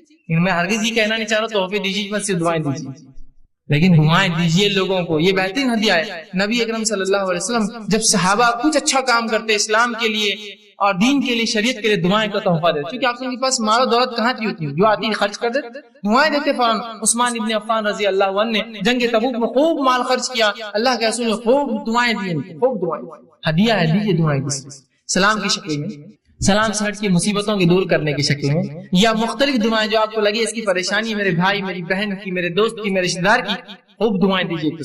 اور یہ دعاؤں کا چلن بالخصوص ہم دیکھتے ہیں ہند پاک میں بر صغیر بہت کم ہے, چونکہ ہمارا تصور کچھ اور ہی ہے. ایک غلط فہمی کی بنیاد پر ہم دعا نہیں دیتے, تو میری دعا کا اللہ سنتا, میری کہاں قبول ہونے والی, دعا کا معاملہ نہیں. لیکن آپ جائیں گے اگر اہل عرب کو آپ دیکھیں گے تو ماشاءاللہ ان میں آپ یہ دعاؤں کا بڑا سلسلہ ہوتا ہے. کوئی بھی عرب سے آپ ملیے اتنی دعائیں دیں گے آپ کو, کیسے ہے, گھر کے حال کیا ہے, اللہ اچھا رکھے, اللہ برکت دے, اللہ تیرے مال میں برکت دے, بچوں میں برکت دے, خوب چلتی. اس کی 5 منٹ دعائیں چلتے رہتے, پھر جاتے وقت 5 منٹ دعائیں, 2 منٹ کی اصل بات تھی, میں کام سے آیا تھا, 5 منٹ دعائیں پہلے, 5 منٹ بعد دعائیں چلتے رہتی ہے. جانے جانے کا دعا کرتے رہیں گے اس کو, اللہ اچھا رکھے, فی امان اللہ, دعائیں کرتے رہیں گے. دعاؤں کو رکھیے, اس کو چلن معمول بنا دیجیے, اپنی زبانوں کو تر رکھیے دعاؤں سے ایک دوسرے کے لیے. کچھ نہیں تو کم از کم لفظی تو کنجوسی مت کیجیے. ایک دوسرے کو خالی دعا دینے میں کیا جاتا ہے, دعا کو بھی آتی ہے, ایک دوسرے کو خوب دعائیں دیجیے. عربی نہیں آتی ہے کوئی مسئلہ نہیں, اردو میں بولیے, عربی میں ہی کرنا شرط نہیں ہے. دعا سنت سے ثابت دعائیں, اس کو عربی میں ہی کرنا, اس کا اصل ثواب تبھی ہے. لیکن نہ یاد ہو تو کم از کم اردو میں تو بول سکتے ہیں نا, اللہ اچھا رکھے, خوش رکھے, برکت دے, یہ تو اتنا تو بول سکتے ہیں نا. نہیں دعا دینے میں بہت شرم آتی, کیوں گالیں دینے میں شرم نہیں آتی تم کو کبھی؟ صرف دعا میں ہی شرم, تم کو پورے دینی کام میں شرم اور حیا اور سب آتی. نماز پڑھو تو شرم آ رہی, دعا دو تو شرم آ رہی, یہ کرو تو شرم آ رہی, اذان دو تو شرم آ رہی, باقی سب ننگے دھڑنگے کاموں میں ہم کو شرم نہیں. کھل کر ڈٹ کر سڑک پہ کھڑ رہے کہ پچکاریاں مار رہا, اس کو شرم نہیں آیا. دعا نہیں ہو شرم, دعا اچھا نہیں دکھتا ہے اتنے بڑے لوگ دعا دینا, یہاں پچکارے مارنے کو شرم نہیں آتی تم کو. تو جہاں شریعت ہے وہاں شرم و حیا لالی, اور جہاں شرم و حیا ہونا تھا کہ سڑک پہ کھڑے کہ شرم کرو, تھوک رہے ہو تم سڑک پہ, ویسے سڑک پہ تھوکنا بھی درست نہیں, بیچ میں بازو جانا چاہیے, اور اس پر ایک گندی چیز کھا کے تھوکتے ہو جس سے دھبے لگتے ہیں عمارتوں پر, زمین خراب ہوتی ہے. اب ہمیشہ کہتا ہوں ہوتا ہے نا, امت مسلمہ کی اگر نوجوان کچھ جمع ہو جائے, کچھ افراد جمع ہو جائے اور جب وہاں سے چلے جائے تو آپ پہچان سکتے ہیں یہ مسلمان نوجوان جمع ہوئے ہوں گے وہ پچکاریوں کے دھبوں سے, جانور کا ریوڑا اگر رات میں کہیں رکے اور نکل جائے تو اس کی غلاظت سے پہچانتے نا یہاں جانور رات میں رکے تھے، تو ویسا آپ پہچان لیں مسلمان برابر آئے تھے، برابر دکھ رہا ہے پوری میری دیوار خراب ہوگی، گاڑیوں پہ پچکاریاں پڑی ہوئی ہے، فلاں چیز بھی انہوں نے خراب کر دیا، اندازہ لگا شرم کیجیے برے چیزوں میں، اچھی چیزوں میں آگے بڑھیے، پہل کیجیے دعائیں دینے میں۔ تو دعائیں کوئی بوڑھے اور جوان کا مسئلہ نہیں ہے، مرد اور عورت کا مسئلہ نہیں ہے، دن اور رات کا مسئلہ نہیں ہے، عرب اور عجم کا مسئلہ نہیں ہے، عربی اور غیر عربی کا مسئلہ نہیں ہے، خوب دعائیں دیجیے۔ دعائیں تحفہ ہے، ہدیہ ہے جس میں۔ اسی طرح دعا مومن کا زبردست ہتھیار، جو آج کا میرا عنوان تھا، دعا مومن کا ہتھیار۔ دعا مومن کا ایک اسپرچل ویپن ہے، یہ ایک ایسا ہتھیار ہے کہ جب پوری دنیا آپ کا ساتھ چھوڑ دیتی ہے، یہ ہتھیار آپ نکالتے ہیں، یہ چیز آپ کے پاس ہمیشہ لگی ہوئی، ایک زبردست ہتھیار یہ مومن کا ہتھیار ہے۔ ہر مصیبت، ہر پریشانی اور ہر وقت جب دنیا آپ کی پوری بھی مکمل خلاف کھڑی ہو جائے، یہ ہتھیار آپ نکالیے، یہ ویپن آپ نکالیے اپنا، جو آپ کی مدد کریں گا۔ اللہ رب العزت نے اس تعلق سے سورہ نحل سورہ نمبر 27 آیت نمبر 62 میں فرمایا اور کہا، امن یجیب المضطر اذا دعاه ويكشف السوء ويجعلكم خلفاء الارض وآلههم۔ پھر آگے اللہ فرماتا ہے خلفاء الارض، اور فرمایا بھلا کون ہے جو بے قرار کی دعا قبول کرتا ہے جب وہ اسے پکارتا ہے۔ کیا فرمایا اللہ نے؟ بھلا وہ کون ہے جو بے قرار کی دعائیں، جب انسان پریشان، تنگ دست، مصیبت زدہ ہوتا ہے تو کون ہے اس بے قرار انسان کی دعائیں سنتا ہے؟ تو دعا میرا اور آپ کا ہتھیار ہے، اور ایک ایسا زبردست ہتھیار کہ جو آپ ہر وقت استعمال کر سکتے ہیں، اور مصیبت میں یہ ہتھیار تو بالکل آپ کا سب سے بالکل آخری ساتھی جس کو کہتے ہیں یہ آپ کے ساتھ ہوتا ہے، اور اللہ ہر کسی کی دعائیں سنتا ہے، جس کے تعلق سے اگر آپ واقعہ دیکھیں تو اللہ رب العزت نے یونس علیہ السلام کا واقعہ آتا ہے کہ یونس علیہ السلام سے ایک خطا یہ ہوئی کہ آپ نے جب اللہ نے اس بستی پر عذاب لانے کا سوچا تو آپ نے سوچا دعوت پہنچا کے کیا فائدہ، نکل جاتا ہوں بستی سے، نکل کر چلے گئے۔ جب کشتی میں سوار ہو کے شہر سے جا رہے تھے، ہوا یوں کہ لوگوں نے کہا کہ ایک طوفان آ رہا ہے اور طوفان سے بچنے کے لیے کشتی کو ہلکا کرنا پڑے گا، خرہ ڈالیں گے، لوٹ ڈالیں گے، جس کا نام آیا اسے کشتی سے باہر پھینک دیا جائے۔ خرہ ڈالا گیا، یونس علیہ السلام کا نام نکلا، یونس علیہ السلام کا نام نکلا، لوگوں نے اٹھا کشتی سے پھینک دیا۔ جو ہی آپ کشتی سے گرے ایک بڑی مچھلی نکل کر آئی اور یونس علیہ السلام کو نگل لیا، نگل کے سمندر کے اندھیروں میں چلے گی، وہ لے کر گہرائیوں میں چلے گی یونس علیہ السلام کو لے کر۔ آپ تنہا ہے، مچھلی کے پیٹ میں ہے، مذاق نہیں آتا، تنہا ہے، مچھلی کے پیٹ میں ہے، بڑی مچھلی بہت بڑی، اور مچھلیاں بہت بڑی ہوتی ہیں، مچھلی کے پیٹ میں ہے، کوئی سننے والا نہیں ہے، کوئی دیکھنے والا نہیں۔ اس اندھیرے سے یونس نے آواز دی اپنے رب کو اور کہا، اللہ پر رب العزت نے اس بات کو اپنی کتاب میں سورہ انبیاء سورہ نمبر 21 آیت میں 87 اور 88 پر میں کہا، فنادى في الظلمات ان لا الہ الا انت سبحانك انی کنت من الظالمین۔ یونس نے اس اندھیرے سے اپنے رب کو آواز دی ظلمات سے کہ لا الہ الا انت سبحانك، اے اللہ تیرے علاوہ کوئی ذات نہیں ہے، عبادت کے لائق تیرے علاوہ کوئی الہ نہیں ہے، انی کنت من الظالمین، میں گناہگار تھا۔ تو اللہ رب العزت نے یونس کی اس ظلمات سے آواز کو سنا اور نکال دیا یونس کو ظلمات سے باہر۔ تو اللہ رب العزت سب کی سنتا ہے، مانگنا تو آئے۔ یونس علیہ السلام نے اس گہرائی سے، سمندر کے اس گہرائی اور ظلمات سے آواز دی اپنے رب کو، اللہ نے فرمایا فنادى في الظلمات ان لا الہ الا انت سبحانك انی کنت من الظالمین۔ اس نے آواز دی اور اس اندھیرے سے کہا، اے اللہ تیرے علاوہ کوئی الہ نہیں، تیرے علاوہ لائق معبود کوئی عبادت کے لائق نہیں، سبحانہ کا تیری ذات پاک ہے، انی کنت من الظالمین، وہ میں تھا جس نے اپنے نفس پہ خطا کی، وہ میں تھا جس نے ظلم کیا اور تیرے حکم کی خلاف ورزی کی۔ اللہ رب العزت نے سنی اور کہا فاستجبنا له، اور تیرے رب نے اس کی دعا کو وہاں سنا، اس اندھیرے میں جب کوئی نہیں تھا، سمندر کی گہرائی میں سنا، فاستجبنا له ونجیناه من الغم، اور اس کو اس کے غم سے نکال دیا، وکذالک ننجی المؤمنین، ہم ایسی نجات دیتے اپنے ایمان والے بندوں۔ سمجھ رہے ہیں؟ ابراہیم علیہ السلام لا اولاد نہیں ہے آپ کو، نہ لڑکا ہے نہ لڑکی، سوچتے ہی مشن کون لے کے چلیں گا میرے بعد، کوئی لڑکا اور میرا جو مشن لے کر چلے۔ اللہ سے دعا کی، اللہ نے قبول کی۔ انبیاء علیہ السلام آہ بکا کر رہے ہیں، گڑ گڑا رہے ہیں، دعائیں مانگ رہے ہیں، پھر کیوں اس امت کو شرم آتی ہے رب سے دعا مانگنے کے لیے؟ ابراہیم علیہ السلام نے دعا کی، ایوب علیہ السلام نے دعا کی اپنی بیماری کے لیے، اسی طرح جو زکریا علیہ السلام نے اپنی اولاد کے لیے دعا کی، جو یحییٰ علیہ السلام کی آپ کو خوشخبری دی گئی۔ یوسف علیہ السلام نے جب اس بری عورت نے جو آپ پہ قصد کیا کہ آپ کے ساتھ بدکاری کرے تو دعا کی، اللہ مجھے وہ جیل زیادہ بہتر ہے بنسبت اس عمل کے، اللہ نے دعا قبول کی اور جیل میں ڈال دیا، اس لیے کہ ورنہ وہ زنا کرنے کے اوپر تلی تھی، آپ نے کہا وہ جیل بہتر ہے زنا سے، اللہ نے جو آپ کو بچا لیا اور جیل میں ڈال دیا۔ اندازہ لگائیے ان لوگوں نے اللہ سے دعا کی۔ بس یہ ہے کہ ہمیں جو اللہ رب العزت سے مانگنا تو آئے۔ ایک واقعہ سناتا ہوں اللہ کیسے سنتا ہے لوگوں کی، اور لوگوں کی کیوں میں کہوں، اللہ رب العزت تو جانوروں کی بھی سنتا ہے. صحیح مسلم کی روایت ہے. اللہ کے رسول صلی اللہ علیہ وسلم فرماتے ہیں اللہ کے نبی سلیمان علیہ السلام آپ کے دور میں قحط سالی ہو گئی, سوکھا پڑ گیا. جو ہے سلیمان علیہ السلام اپنے لشکر کو لے کر چلے, لاؤ لشکر جو ہے مسلمانوں کو لے کر چلے کہ بستی سے باہر نکل کر اللہ سے نماز استسقا دعا. نماز استسقا کیا ہے؟ دعا ایک قسم کی عبادت کر کے دعا مانگتے ہیں. نماز استسقا کے لیے نکلے, جب نکل کر چلے اپنے جو ہے بستی سے اور ایک جگہ سے دوسرے جہاں چونٹیاں تھی, جب وہاں سے نکلے آگے چلے تو کہا اب جانے کی ضرورت نہیں ہے, ہمیں واپس جانا ہے. تو لوگوں نے کہا اے یونس, معاف کرنا اے سلیمان, تم ہمیں نماز استسقا کے لیے لے کر چلے تھے, کیا بات ہے, کیوں اب تم کہہ رہے ہو؟ تو کہا جب ہم وہاں سے چلے تھے ایک چونٹی الٹی اپنے پیٹھ کے بل لیٹی اور اس نے اپنے پورے پیر آسمان کی طرف کیے اور اللہ سے دعا کی بارش کی, اللہ نے اس کی دعا سن لی, اب ہمیں نماز استسقا کی ضرورت نہیں. اس لیے کہ جو ہے سلیمان علیہ السلام جانوروں کی بات سمجھتے تھے. تو کہا اللہ نے اس کی دعا قبول کر لی, تو اللہ تو چونٹیوں کی قبول کرتا ہے, پھر تمہاری اور میری مومنوں کی کیوں نہیں سنیں گا؟ وہ چونٹی کو اللہ کی ولی نہیں تھی اور کوئی بزرگ نہیں تھی, جانور ہے وہ, اللہ اس کی بھی سنتا ہے. بس مانگنا تو ہے اپنے رب سے, رب سننے کے لیے ہی تو بیٹھا ہے اوپر, ورنہ اللہ نہ سنیں گا تو کس سے مانگیں گے بندے؟ بتاؤ مجھے. اگر وہ ذاتی سننا بند کر دے جو سننے والی اور سمیع ہے تو میں کس سے پھر دعائیں مانگوں؟ اور جب لوگوں نے یہ سوچا کہ وہ ذات سنتی نہیں ہے تو پھر لگے انسانوں کے در پہ مانگنے کے لیے. آج جو سب سے افضل دعا, افضل عبادت دعائیں ہیں, کہاں مسلمان مانگتے ہیں, کن کن دروں پر مانگ رہے اللہ کو چھوڑ کر؟ ذرا غور کیجیے. یہ غلط فہمی ہے, اس کی بنیاد ہے کہ اللہ سنتا نہیں, ہماری سنتا نہیں, گنہگاروں کی سنتا نہیں, وہ تو صرف بزرگوں کی ولیوں کی سنتا ہے. اور ایسے فالتو قسم کے عقیدے, اور ان عقیدے کو میں فالتو لفظ کہنا بھی بہت فالتو سمجھتا ہوں, فالتو بولنا چاہیے ایسے عقیدوں کو. جن عقیدوں کا نہ سر ہے نہ کوئی ٹانگ ہے شریعت کے اندر, جس شریعت نے آپ کو سب کو اختیار دیا دعائیں کرنے کا, پتہ نہیں کس نے شریعت سے اس کی دعاؤں کا اختیار چھین کے کہا یہ تو ریزرویشن ہے ہمارے لیے, ہم کر سکتے ہیں دعا تمہارے لیے, ہم سے مانگو تو ہم خود تم کو دیتے ہیں. ابھی اللہ تک کہاں جاتے ہو, ہم تک تو آ جاؤ, پھر اللہ تک جانا دعائیں مانگنے.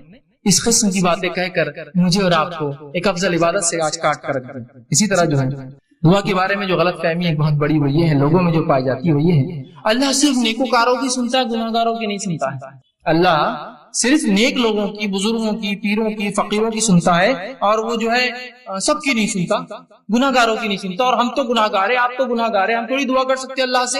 یہ یاد رکھیے ایک بدترین عقیدہ ہے شریعت میں, اس عقیدے کا کوئی جو اصول اور کوئی وزن نہیں یاد رکھتا. اور جب انسان یہ سوچ لیتا میری دعائیں تو میں نیک نہیں ہوں, اور ہر انسان گناہگار ہے, میں نیک نہیں ہوں تو اللہ میری دعا نہیں سنیں گا, لہٰذا کسی پیر, فقیر, بزرگ, ولی, اچھی شخصیت, نبی, کسی کو پکڑنا ہوگا اور ان کے ذریعے جانا ہوگا اس دعاؤں کے لیے. جب یہ عقیدہ لے لیتا ہے اور شریعت کا عقیدہ چھوڑ دیتا ہے تو وہ 3 کام کرنا شروع کر دیتا ہے. پہلا کام کیا کرتا ہے, بندہ اللہ سے اپنا تعلق ختم کر لیتا ہے اور پیروں اور فقیروں کا محتاج بن جاتا ہے. اللہ سے تعلق کٹ, اب یہی ذریعہ ہے ہماری دعاؤں کی قبولیت کی.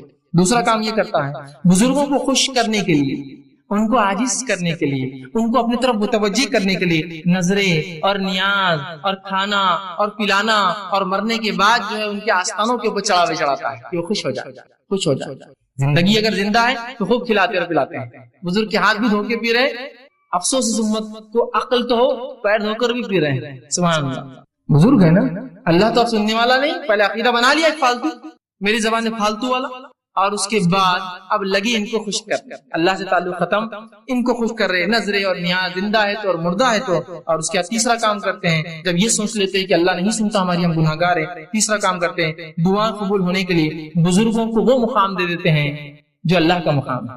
نہیں, ان تک ہی جانا پڑے گا, ان کے بغیر دعا قبول نہیں ہوتی, اور انہی کو راستہ بنا لیتے, اللہ کو مکمل ترک کر دیتے ہیں. جبکہ اللہ رب العزت نے اس کا اعلان کیا, وقال ربکم ادعونی استجب لکم, جو میں نے آیت پڑھی تھی, تمہارا رب تم سے کہتا ہے, ہمارا رب ہم سے کہہ رہا ہے اے لوگو کہ مجھ سے دعا مانگو, استجب لکم, میں تمہاری دعا کو قبول کرتا ہوں. ان الذین یستکبرون عن دعا, اور جو تکبر کرتے ہیں عبادتی, میری اس عبادت میں کی دعا نہیں کرتے تو میں انہیں اٹھا کر جہنم میں ڈال دوں گا. یہاں یہ کہا کیا, نیک لوگوں تم دعا کرو, تم دعا نہیں کروں گا تو اٹھا کے جہنم میں ڈال دوں گا. کیا کہا سب کے لیے, وقال ربکم ادعونی استجب لکم, تم سب سے رب نے ہم سب سے کہا اے لوگوں تم اپنے رب سے دعا کرو, وہ تمہاری دعاؤں کو قبول کرتا ہے, اور جو تکبر کی بنیاد پہ دعا چھوڑ دیں گا جہنم میں ڈال دیں گا. یہاں کہا اے پیرو, اے فقیرو, اے نیک لوگوں تم دعا کرو, اے بد لوگوں تم دعا مت کرو, تمہارے لیے نہیں ہے دعا. سب کے لیے آئے تھے, قوموں نے بالکل ظاہر آئے تھے, بالکل واضح. اور ترمذی کی ایک روایت ہے, آپ صلی اللہ علیہ وسلم فرمایا جو شخص اللہ سے دعا نہیں کرتا اللہ سے ناراض ہو جاتا ہے. یہاں کہاں یہ کہا کہ تم تو گناہگار ہو تم مت کرو, جو نیک لوگ دعا نہیں کرتے اللہ ان سے ناراض ہو جاتا ہے. کوئی بھی انسان اللہ سے دعا نہ کرے اللہ ناراض ہو جاتا ہے, اور اللہ گناہگاروں کی بھی سنتا ہے اور نیکوکاروں کی بھی سنتا ہے، معلوم ہے؟ نیک لوگوں کی بھی سنتا ہے اور گناہگاروں کی بھی سنتا ہے۔ آئیے مثالیں لے لیجئے، مثالیں۔ تو لوگوں کا جو عقیدہ ہے اللہ گناہگاروں کی نہیں سنتا اور نیکوکاروں کی پوری سنتا ہے، تو میں آپ کو دلیل دیتا ہوں، اللہ گناہگاروں کی بھی سنتا ہے، نیکوکاروں کی بھی سنتا ہے، گناہگاروں کا بھی انکار کرتا ہے، نیکوکاروں کی بھی نہیں سنتا ہے کبھی۔ بڑے بڑے انبیاءوں کی نہیں سنی اللہ نے۔ مثالیں لے لیجیے، آئیے سب سے پہلے سورہ رعد سورہ نمبر 13 آیت نمبر 36 اور 38 میں اللہ فرماتا ہے اور کہتا ہے ربی قال انظرنی الی یوم یبعثون۔ اور جب شیطان کو اللہ نے جنت سے نکالا، اس نے کہا اے میرے رب فانظرنی الی یوم یبعثون، مجھے مہلت اور ڈھیل دی جائے ان انسانوں کی دوبارہ اٹھائے جانے، آدم کی اولاد کی دوبارہ اٹھائے جانے۔ کس نے مانگی یہ دعا؟ شیطان نے۔ جانتے ہیں نا تمام گناہوں کا سبب دنیا میں جو ہے وہی بنتا ہے، لوگوں کو بہکا رہا ہے، پھسلا رہا ہے، گناہ کر رہا ہے نا، سب سے گناہ گار ہے نا، اللہ کا نافرمان ہے۔ ابھی کہاں سے نکالا جا رہا ہے؟ جنت سے نکالا جا رہا ہے۔ کیا بول رہا ہے لیکن اللہ سے؟ اے اللہ مجھے دوبارہ اٹھائے جاتے مہلت دی جائے۔ اللہ نے کیا بولنا چاہیے تھا ہمارے اصول کے مطابق؟ چل بھاگ، بزرگ کے ذریعے سے آئے، سیدھے آگے بات کر رہا میرے سے، گناہ گار ایک تو، اور سیدھے دعا، ہمت تیری اتنی؟ ہمارے اصول کے مطابق تو یہ ہونا چاہیے تھا نا، جا کسی نبی کے وسیلے سے آ، جا کسی پیر فقیر کے وسیلے سے آ، سیدھے آ کے دعا مانگ رہا ہے، شیطان کہیں کا، ابلیس کہیں کا، بولنا چاہیے تھا نا ہمارے اصول کے مطابق۔ اللہ کیا جواب دیتا؟ سنیے، تو شیطان جانتا تھا اس نے نافرمانی کی اللہ کی، لیکن اس کے پاس عقیدہ تھا کہ تو اللہ رب العزت کے پاس جنت میں تھا، اس کو پورا عقیدہ معلوم شریعت، وہ جانتا تھا اللہ ہی سنتا ہے، سیدھے سنتا ہے، میں گناہ گار ہوں بھی تو سنے گا میری۔ تو اللہ رب العزت نے جواب دیا قال فإنك من المنذرین، جا تجھے چھوٹ دی گئی، جا تجھے چھوٹ دی گئی۔ کب تک؟ انسانوں کے دوبارہ اٹھائے جانے۔ یہ نہیں کہا کہ جا کر پیر فقیر کے وسیلے سے آ، آدم کے وسیلے سے آ، محمد صلی اللہ علیہ وسیلے سے آ، فلاں سے آ، سیدھا کہا جا تجھے ڈھیل دی گئی، برا ہے، گناہگار ہے، اللہ سیدھی سنتا ہے۔ آئیے اب وہ واقعہ سنیے جو اللہ نیکوکاروں کی بھی نہیں سنتا، جیسا وہ لوگ کہتے ہیں نہیں پیر فقیر کے اللہ کبھی ٹالتا ہی نہیں، پیر فقیر تو چھوڑ دیجئے، یہاں انبیاءوں کی نہیں سننا ہے اللہ نے۔ آئیے سنیے واقعہ، اللہ رب العزت سورہ ہود سورہ نمبر 11 آیت نمبر 45-46 میں اللہ نے فرمایا اور نوح علیہ السلام سے کہا نوح میں تیری آل کو اس طوفان سے بچا لوں گا۔ جب طوفان آیا ان کا بیٹا جو جا کر دور چلا گیا، نوح علیہ السلام نے کہا بیٹا کشتی میں سوار ہو جا۔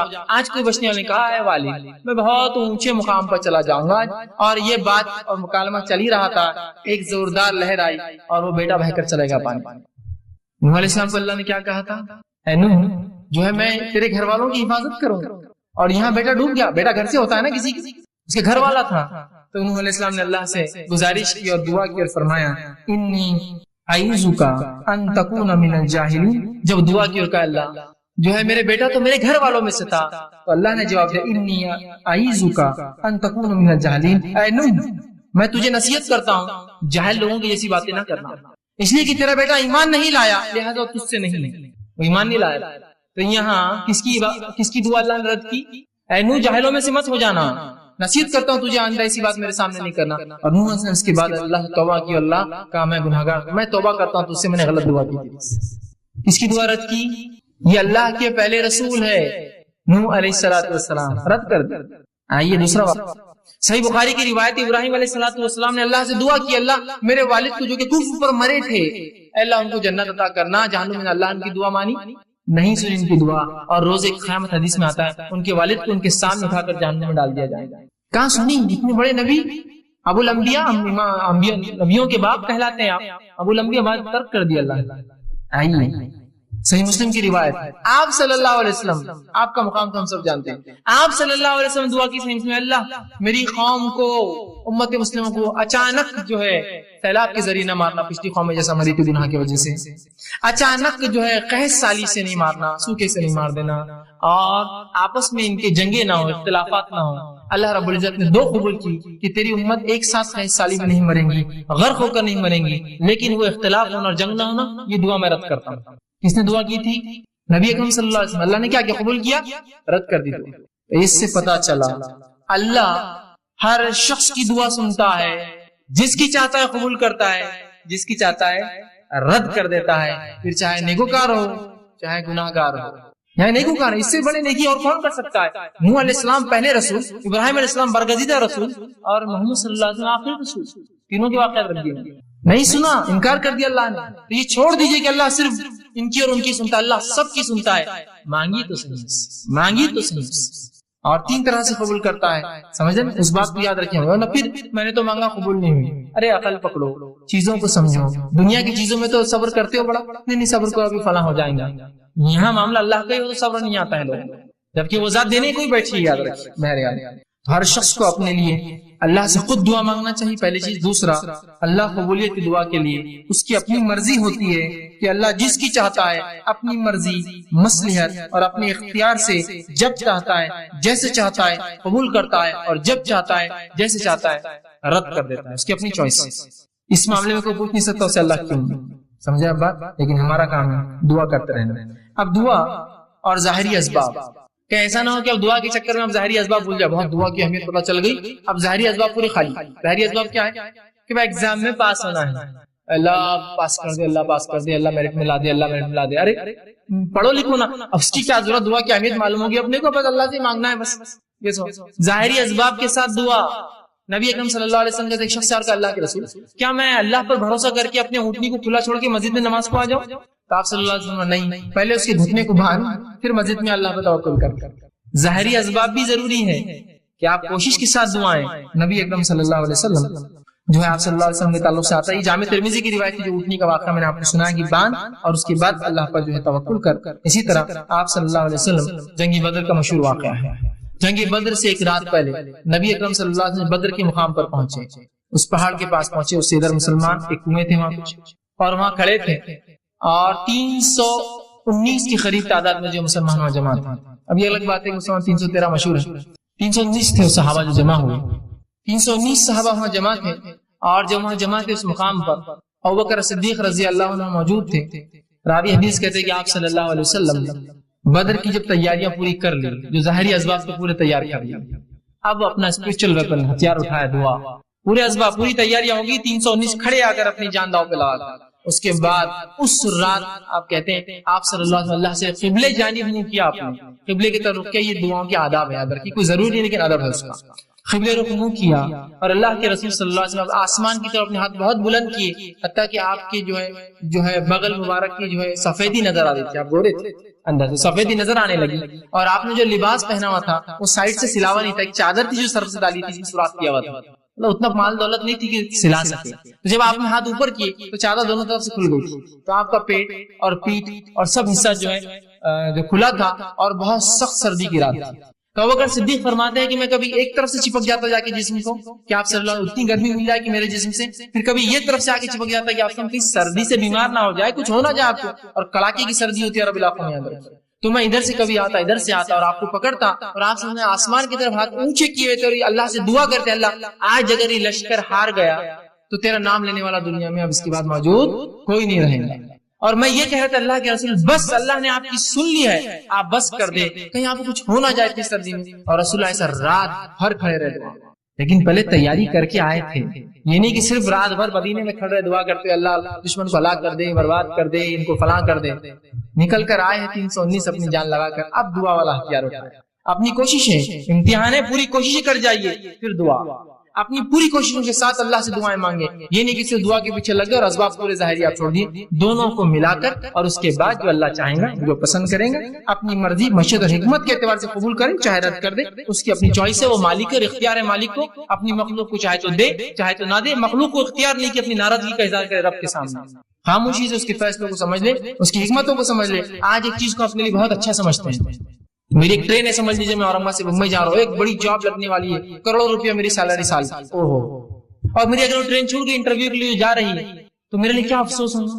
میں سب سے غمزدہ انسان بن جاؤں گا دنیا کا کہ میری اپارچونٹی چلے گی, جاب مل گئی تھی, ٹرین نہیں ملی. اور اگر مجھے تھوڑی خبر ملی ٹرین کا ایکسیڈنٹ ہو گیا, تو دنیا کا سب سے خوش قسمت آدمی میں ہوں, اس لیے کہ میں بچ گیا اس ایکسیڈنٹ سے. سمجھ رہے آپ, ایک پل پہلے تو سب سے ناراض آدمی تھا اور میں سب سے ناراض آدمی تھا, دوسرے پل سب سے خوش نصیب سمجھ رہا ہوں. کیوں سمجھ رہے آپ, اللہ کی حکمت, اس کے پیچھے مصلحت نہ قبول کرنا آپ کے خیر کے لیے, وہ اس کا بدلہ ضرور قیامت کے دن ملے گا. بہرحال ٹھیک ہے, تو دعاؤں کے ظاہری اسباب بھی وہ کریں. اسی طرح خالی دعائیں نہیں چلیں گی, ظاہری اسباب کے ساتھ. اب جب دعاؤں کی بات آ رہی ہے تو دعا صرف ان صحیح احادیث سے آپ کریں گے, وہ دعائیں کریں گے جو ثابت شدہ ہو. عام دعائیں تو اپنی زبان میں، اردو میں، مراٹھی میں، تیلگو میں، ملیالم میں، جو زبان آتی کر سکتے ہیں، لیکن جب آپ کو خاص دعائیں کرنا ہے نا کچھ جو سنت سے ثابت ہوتی ہے تو وہی دعائیں کریں گے جو صحیح حدیث ثابت ہے. ورنہ آج دعاؤں کے نام پر مسلمانوں کو کیا کچھ نہیں پڑھایا جا رہا ہے، آپ کو اس میں بتا بھی نہیں سکتا کیا کچھ نہیں. دعاؤں کے نام پر درود کیا ہے؟ دعا ہے نا. رسول اکرم صلی اللہ علیہ وسلم درود دعا ہے. ایسے ایسے دعائیں ایجاد کر دی جو آپ نے کبھی زندگی میں بھی نہیں بتایا. جو آپ صلی اللہ علیہ وسلم دعائیں جو درود بتائے ہیں کم و بیش 10-15 درود ہیں مختلف الگ الگ چھوٹے چھوٹے. اور سب سے بڑا کون سا ہے معلوم؟ جو نماز میں ہم پڑھتے ہیں اللہم صلی علی محمد، وہ سب سے بڑا ہے. اتنے درود بتائے آپ نے بس. لیکن ان کے بعد غیر ثابت شدہ درودوں کی اگر فہرست دیکھیں جو دعائیں ہیں جو نبی پر دعا بھیج رہے ہیں، ایسی لمبی لمبی دعائیں اور ایسے شرکیہ کلمات کہ کلمے سنے تو تعجب ہوتا ہے، آنکھ پہ رونگٹے کھڑے ہو جاتے ہیں. مسلمان پڑھ رہے ہیں، ہر جمعہ پڑھ رہے ہیں فلاں درود اور لکھا ہوا یا دافع البلائی، اے نبی جو بلاؤں کو تم دفع کرتے ہو. نبی اگر دعا ہے یہ درود ہونے ایسے درود نکالے ثابت شدہ ہونا ضروری ہے. ورنہ آج کل مختلف کتابیں مختلف ناموں سے ثابت شدہ ہو، یہ اس کی تحقیق ضرور کرنے سے پہلے کہ آپ یہ دعائیں کریں. اب آئیے دعاؤں کے تعلق سے کچھ فضیلتیں، کچھ کلیریفیکیشنز، کچھ آداب اس کے سکھا دیتا ہوں. کیسی دعائیں کریں اور کون سی اوقات میں دعائیں جلدی قبول ہوتی ہے، اور خاص بات دعائیں کس کی قبول نہیں ہوتی. پہلے اس عنوان کا نام یہی ہم نے رکھا تھا، دعائیں کیوں قبول نہیں ہوتی. پھر پہلے میں نے کہا بہت چھوٹا عنوان ہو جائیں گے، ذرا وہ سب لاتے ہیں دعا مومن کا دیا. انشاءاللہ یہ عنوان آئیں گا. بہت سے لوگ دعا قبول نہیں، کہاں سے ہوں گی دعائیں کی شرائط میں تو اترو، پہلے کنڈیشن تو لاگو کرو. ٹھیک ہے، تو آئیے دعا کی فضیلت کیا ہے. میں نے کچھ تو باتیں رکھی اور رکھ دیتا ہوں. دعا آپ صلی اللہ علیہ وسلم عبادت، جامع ترمذی کی روایت. اسی طرح اللہ سے دعا مانگنے والا جو ہے بڑی عظمت والا عمل ہے. اللہ سے دعا مانگنا عظمت والا عمل ہے. ترمذی کی روایت ہے، آپ صلی اللہ علیہ وسلم فرمایا کہ دعا سے زیادہ عظمت والا کوئی عمل اللہ کے نزدیک نہیں ہے. دعا کرنا بہت عظمت والا عمل ہے اور اس سے زیادہ عظمت والا اللہ کے نزدیک کوئی عمل نہیں. اسی طرح دعا تقدیر بدل سکتی ہے. آپ صلی اللہ علیہ وسلم نے فرمایا، یہ بھی جامع ترمذی کی روایت، آپ نے فرمایا اگر کوئی چیز تقدیر کو بدل سکتی ہے تو وہ دعا ہے. کتنی افضل چیز ہے نا دعا. سب کر سکتے ہیں اور سب کی قبول بھی ہوتی ہے تو دعا ہے. اسی طرح دعا نازل شدہ اور غیر نازل شدہ تمام آفات اور بلاؤں کا حل ہے. آپ صلی اللہ علیہ وسلم فرماتے ہیں، یہ جامع ترمذی کی روایت، آپ نے فرمایا اور کہا جو ہے دعا نازل شدہ آفات اور جو ابھی نازل نہیں ہوئی سب کے لیے نفع بخش ہے. لہٰذا اے اللہ کے بندو دعا ضرور کرو. مطلب جو بلائیں تم پر نہیں آئی اور جو بلائیں آئی ہوئی ہیں دونوں کو ٹالنے کا حل راستہ کیا ہے؟ دعا کرو. یہ نہیں کہا کہ اے امت مسلمہ کے ولیوں تم دعا کرو، سب سے کہا نا. اگر خاص ہوتی دعا کہ اللہ گناہ گار کی نہیں سنتا تو کہتے نا کہ اے امت مسلمہ کے نیک لوگوں تم دعا کرو، اس لیے کہ جو بلا اتری ہے اور جو اترنے والی ہے وہ اسے ٹل جاتی ہے. نہیں کہا نا تم سب دعا کرو. ٹھیک ہے، ہم سب سے کہا. اسی طرح دعا کرنے والے کو اللہ کبھی محروم نہیں رکھتے. دعا کے لیے ہاتھ اٹھانا یہ مسنون ہے، سنت طریقہ یاد رکھیے. آپ ہاتھ اٹھانا چاہیے دعا کے لیے، لیکن ہاتھ بہت لمبے لمبے نہیں پھیلانا، سوائے اس کے کہ آپ صلی اللہ علیہ وسلم جب ہاتھ اٹھاتے تو ہاتھ نزدیک ہوتے ملے ہوئے ہوتے، حدیث میں ہاتھ ملے ہوئے ہوتے. ٹھیک ہے، اور جب آپ اشد بہت شدت ہوتی تو ہاتھ کو دور نہیں کرتے. ہاں شدت کی دعا تو ہاتھ کھلتے جاتا ہوتا نہیں. جب آپ شدت سے دعا کرتے تو ہاتھ اوپر کی طرف جاتے. جتنی شدت ہوتی دعا ہوتی کہ بدر میں آپ نے ہاتھ اتنے اوپر کیے تھے کہ آپ کے بغل نظر آ رہے، اور بارش نماز استسقاء میں آپ اتنے اوپر ہاتھ کرتے الٹے کرتے کہ آپ کا بغل نظر آتا. تو دعا کی شدت جتنی زیادہ ہوں گی آپ ہاتھ اتنے اوپر اٹھائیں گے اللہ کے اوپر کی طرف. یہ عاجزی کی علامت ہے. ظاہر سی بات ہے بندہ ہاتھ اٹھا رہا ہے مطلب کچھ مانگ رہا ہے، بھکاری کی حیثیت سے کھڑا ہے. ٹھیک ہے، عاجزی کی علامت. میں یہ بھی نہیں کہوں گا کہ ہاتھ کھلے رکھنے دعا نیچے گر جاتی، ایسا نہیں ہے. یہ سب اللہ کا غائب کا معاملہ ہے، لیکن ہاتھ ملانا چاہیے اور ہاتھوں کو آپ اس کی شدت کے اعتبار سے کیجیے، اور قبلے رخ ہونا بھی یہ سنت ہے یاد ہے. ٹھیک ہے، تو آپ صلی اللہ علیہ وسلم فرمایا دعا کے لیے ہاتھ اٹھانا مسنون ہے. اور دعا جب کرتا ہے بندہ محروم. ابن ماجہ کی روایت آپ نے فرمایا اور کہا تمہارا رب بڑا حیا کرنے والا اور بڑا سخی، بہت دینے والا ہے. اس کو ایک تو شرم بہت آتی اور بہت سخی ہے، بہت دینے والا ہے. تو لہٰذا جب بندہ اس کے حضور میں ہاتھ اٹھاتا ہے تو اللہ کو شرم آتی ہے، میں کیسے نہیں دوں گا اس کو. ایک بہت مطلب بہت حیا آتی ہے اس کو کہ کوئی اس کے در پر آئے مانگے اور وہ بخالی آ چھوڑے. تو اللہ کے رسول جب بندہ ہاتھ اٹھاتا ہے تو اللہ بڑا حیا دار ہے، بڑا سخی دینے والا ہے. تو اس کو شرم آتی ہے، حیا آتی ہے کہ اس بندے نے جس نے ہاتھ اٹھایا اس کو خالی کیسے جانے. تو کچھ نہ کچھ ضرور ڈالتا ہے آپ کی جھولی میں، یا تو چیز کے بدلے چیز، دعا کے بدلے اس کے بدلے آخرت میں ثواب، یا اس کے بدلے مصیبت ڈالتا ہے، اس لیے اس کو حیا آتی ہے آپ کو لوٹانے کے لیے. ٹھیک ہے، تو ہاتھ اٹھانا بڑا سنت ہے اور اللہ تو. اسی طرح جو ہے دعا کے تعلق سے بات آتی ہے، اس کے کچھ آداب ہیں، ان آداب کا بھی لحاظ رکھیں. ان آداب کا ہم لحاظ نہیں رکھیں گے تو ہو سکتا ہے دعا جو آپ کہتے ہیں قبول نہیں ہو رہی ہے، ہم کو لگ رہا ہے اس کا ہو سکتا ہے. آئیے سنیں دعا مانگنے کے لیے جو ادب رکھنا. جامع ترمذی کی روایت ہے، ایک شخص آیا 2 رکعت نماز پڑھی، نماز کے بعد اس نے دعا کی اے اللہ میری مغفرت کر، مجھ پر رحم کر، اور اس کے بعد چلا گیا. آپ نے کہا اس کی قبول نہیں ہوئی. صحابہ نے کہا اس کی قبول نہیں کیوں؟ تو آپ نے فرمایا جب دعا کرو تو سب سے پہلے اللہ کی حمد و ثنا کرو، تعریف بڑائی بیان کیجیے اللہ کی، سورہ فاتحہ ہے، سورہ اخلاص ہے، اللہ کی حمد و ثنا. اس کے بعد مجھ پر درود بھیجو، اور اس کے بعد اپنی حاجت رکھو. تو دوسرے صحابی نے سن لیا، فوراً گئے، نماز پڑھی، اس کے بعد الحمد ثنا کی اور رسول اللہ صلی اللہ علیہ وسلم پر درود بھیجا، اور اس کے بعد جو ہے اپنی دعا کہ اللہ کے رسول نے فرمایا اس کی قبول ہوئی. یہ ادب ہے دعا کا. نہیں کوئی ضرور نہیں کہ آپ جلدی میں مصیبت میں تو آپ سیدھے پکارے اللہ کو، لیکن جب آپ اطمینان سے دعا کر رہے ہیں تو ضرور اس ادب کا لحاظ رکھیے کہ پہلے اللہ کی حمد و ثنا، نبی اکرم صلی اللہ علیہ وسلم پر درود، اپنی حاجت اس کی بات رکھیے، اور اس کے اندر بالخصوص اپنی مغفرت کے ساتھ شروع کیجیے، اللہ میری مغفرت، اس کے بعد میرے فلاں. ٹھیک. اسی طرح دعا جامع ہو، کم الفاظ والی ہو، اور 2 ٹوک ہو، ڈائریکٹ ٹو پوائنٹ. جامع سمجھتے آپ؟ کم الفاظ والی. آپ صلی اللہ علیہ وسلم لمبے الفاظ پسند نہیں کی دعا میں، خوب لمبے اشعار پڑھ رہے یہ پڑھنے. جامع ہو، جیسا کہ ایک شخص جو ہے وہ دعا کر رہے تھے اور کہتے اللہ مجھے جنت دے، جنت کے سیدھے ہاتھ پہ اتنے درخت دے، جنت کے الٹے ہاتھ پہ اتنے درخت دے، جنت کے. تو ان کے والد نے کہا آپ صلی اللہ علیہ وسلم نے ہمیں منع کیا تھا ایسی دعاؤں کے تعلق سے، ایسی تفصیلی جامع دعا کرو جنت دے. اب جنت میں سب کچھ مل جائے گا نا، یہ خامخواہ کیوں کرے تم اتنے جھاڑ ادھر اتنے جھاڑ ادھر، یہ اللہ خود دے دیں گے سب. اور جہنم سے پناہ مانگنا ہے تو صرف یہ دعا کرو اللہ جہنم سے پناہ دے. اتنی تفصیلات کیوں کہ جہنم کی یہ پناہ دے اور وہاں سے پناہ دے، صرف آپ کر لیجیے خالی. سمجھ رہے بات کو؟ تو جامع ہو، لمبے الفاظ، تفصیلی نہ ہو. جامع ہو اللہ جنت دے، جنت کی نعمتیں خود مل جائیں گی نا ساتھ میں. اس کو کیا آپ کو ضرورت بولنے کی اتنے جھاڑ، اتنے ہورے، اتنے فلاں، اتنے گھر، اتنے پیسے، ضرورت ہی نہیں ہے نا. جنت مل گئی، سب کچھ آ گیا، جہنم سے بچ گئے، سب کچھ ہو گیا. اتنا کیوں کہ اللہ جہنم کی وہ حصے سے نجات دے اور وہ حصے سے نجات دے اور وہ حصے سے حالیہ بول دیجیے بس. بات سمجھ رہے ہیں؟ ٹھیک ہے. جامع ہو اور 2 ٹوک. یہ دعا کوئی نہ کرے اللہ تو بہتر سمجھے تو دے. یہ دعا درست نہیں. کیوں؟ اللہ پہ کوئی اتھارٹی ہے کہ جو بہتر سمجھے گا اور نہیں سمجھے گا؟ اس کے پاس تو پوری ملکیت ہے، وہ تو دے ہی سکتا ہے. آپ مانگیے کیا مانگنا ہے آپ کو، بولیے اپنے اللہ یہ چیز مجھے خیر ہے تو دے دے، ختم. تو چاہے تو خیر دے دے، یہ کوئی آپشن نہیں. اللہ کے اوپر کیا کوئی باس ہے اس کا جو اس کو وہ کرے گا کہ تو چاہے تو مطلب وہ کسی سے پوچھے؟ ڈائریکٹ اپنے 2 ٹوک الفاظ میں کیجیے اللہ یہ چیز خیر ہو تو دے دے. 2 ٹوک ہو، مضبوط الفاظ ہو، جامع الفاظ ہو، کم الفاظ ہو، اور اپ ٹو دا پوائنٹ ہو دعا. اور یہ نہیں کہ اللہ کو آپشنز کے ساتھ تو خیر تو بہتر سمجھے تو دے، بلکہ آپ نے کہا سیدھے اپ ٹو دا پوائنٹ آپ کے اللہ اگر خیر ہو تو یہ چیز مجھے دے دے، شر ہوتا ہے اس سے ختم ہو. 2 ٹوک الفاظ میں کہے، یہ نہ کہے، صحیح بخاری کی روایت یہ نہ کہے کہ جو اللہ تو چاہے تو، بلکہ اللہ کے اوپر کوئی بڑا نہیں، اس کا حاکم نہیں ہے کوئی، وہ خود سنتا ہے، لہٰذا 2 ٹوک الفاظ میں دعا کرو. اسی طرح دعا مانگتے ہوئے دعا کی قبولیت کا آپ کو یقین رکھنا ہوگا دل میں. جب آپ شخص سے دعا کریں گے نا ہوتی نہیں ہوتی چلو کر لیں گے، لیکن اب دعا نہیں ہوتی قبول، اب نہیں ہوتی، چونکہ آپ ایسی بارگاہ میں جا رہے ہیں جو اتنا غنی ہے، جو کسی کو لوٹاتا نہیں ہے، اور وہاں جاتے فقیر یہ سوچے کہ ملے گا نہیں ملے گا، چلو مانگ لیتے ہیں، پھر نہیں ملتا. مانگنے والے کو بالکل ڈٹ کر جانا چاہیے کہ اس دربار سے کوئی واپس نہیں جاتا. یہاں تو بھر دے جھولی کس کس سے چالو ہے، اور وہ نہیں بھریں گے تو رب کس کو کیسے وہ کریں گے، وہ تو دینے ہی والا ہے. تو آپ یقین کریں کہ دعا قبول ہونے والی میری وہ 3 شکلوں میں، وہ یاد رکھیں ہمیشہ.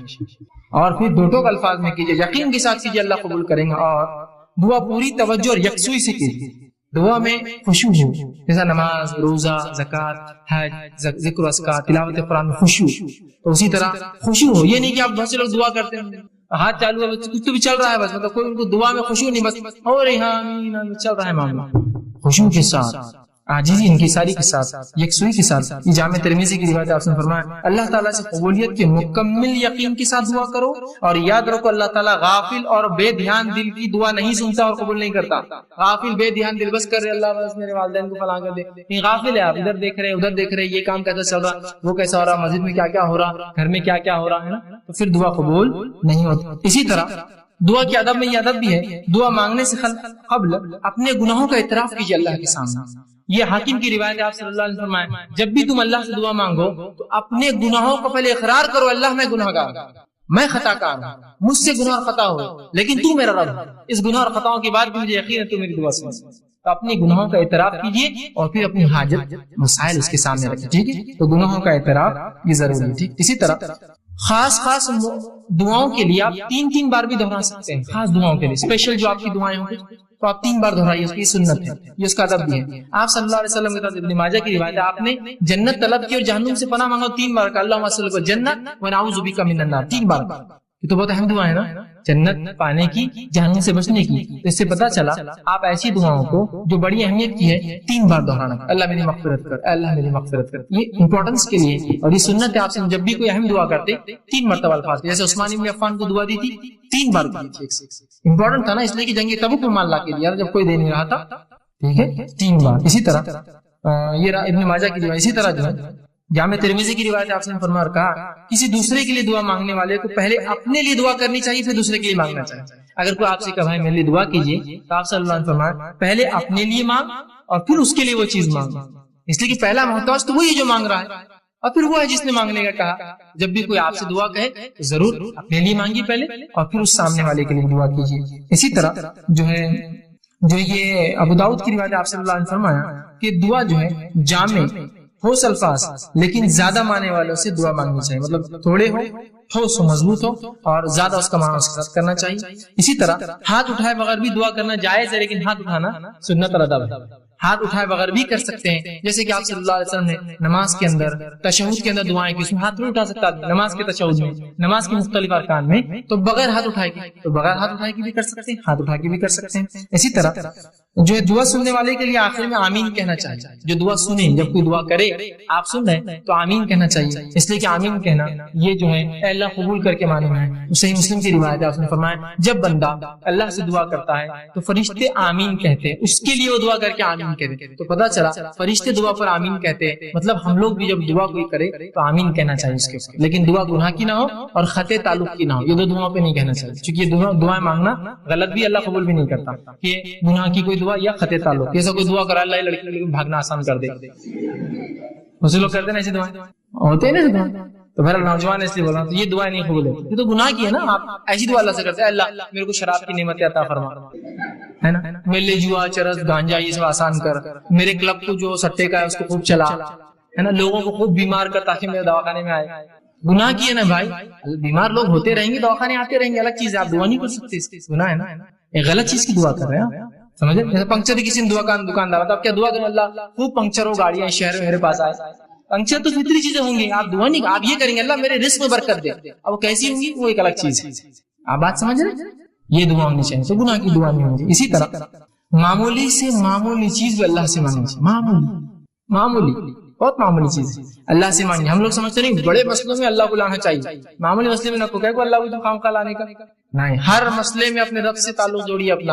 اور معمولی دعا بھی آپ صلی اللہ علیہ وسلم سنیے کیا فرمایا, جامع ترمذی کی روایت ہے, انس بن مالک رضی اللہ عنہ فرماتے ہیں, آپ نے فرمایا اور کہا تم میں سے ہر ایک اپنی ضرورت اللہ سے مانگے, حتیٰ کہ جوتے کا تسمہ لیس بھی ٹوٹ جائے تو اللہ سے مانگے, اللہ نہیں لیس چاہیے.